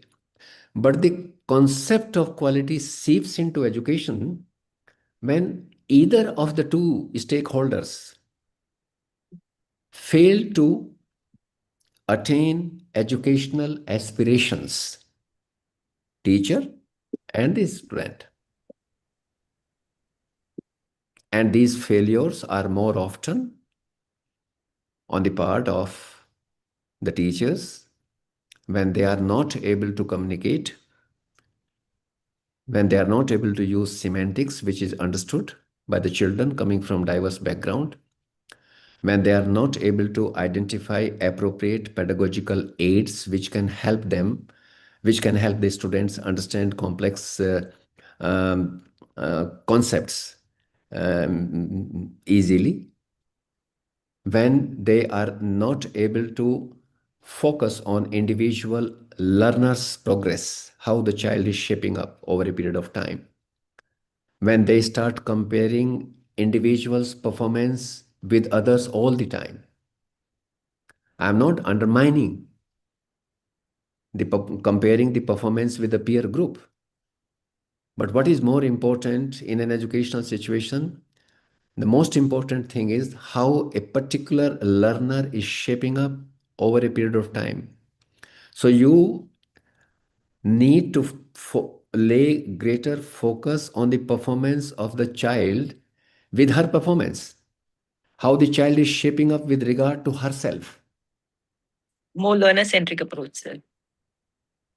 Okay. But in education, then one would say that is not enough. We would also like to know how the child is shaping up with regard to the peer group. Fine. But then you can also say that is also not sufficient. We would also like to know how the child is shaping up with regard to the specified learning outcomes. Yes. The kind of educational experiences that we have. But then the responsibility lies on the teacher. How are you organizing those educational experiences so that every learner acquires competencies and skills to the mastery level? But that does not happen in an educational situation because much depends upon the student as well. Oops. One of the basic realities of our profession is that even in the best of the circumstances, you cannot predict the outcome. Absolutely, sir. You're right. Even in the best of the circumstances. This is one of the basic realities of, there are certain cardinal principles. Similarly, another basic principle is that you can't test a child when the child is not ready to display her best. That is against the very principle of testing. The testing warrants that you must test the child when the child is ready to display her best. But it doesn't happen. It's not possible. And therefore, we choose the middle path. And then we start compromising. And this is how the quality gets dissipated. Okay. So thanks a lot, sir. Thank you so much for your insights, sir. You're welcome. Yes, any other question, any participant? Otherwise, we would like to conclude today's session. So, ma'am, Gitanjali, ma'am. Yeah, Please, sir, thank you go ahead. so much. Your session was not only insightful, but it was very thought-provoking.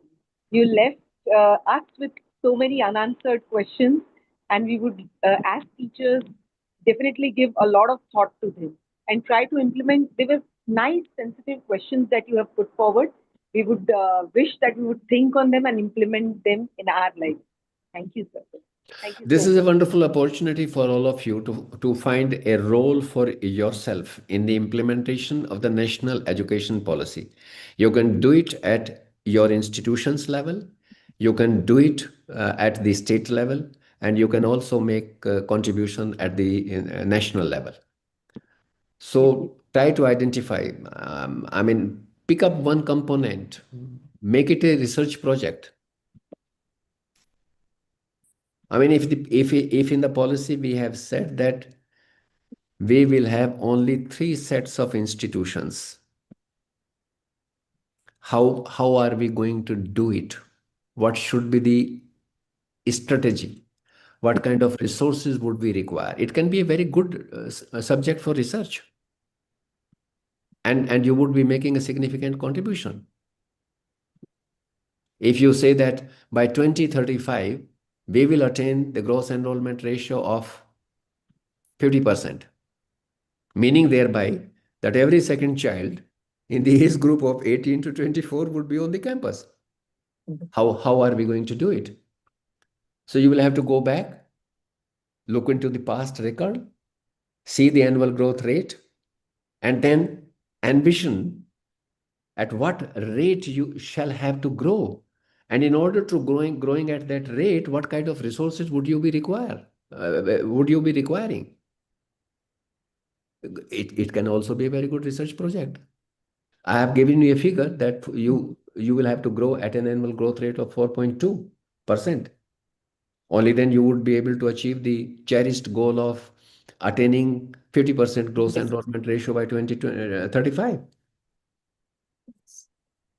And then you will have to look at the disaggregated figures.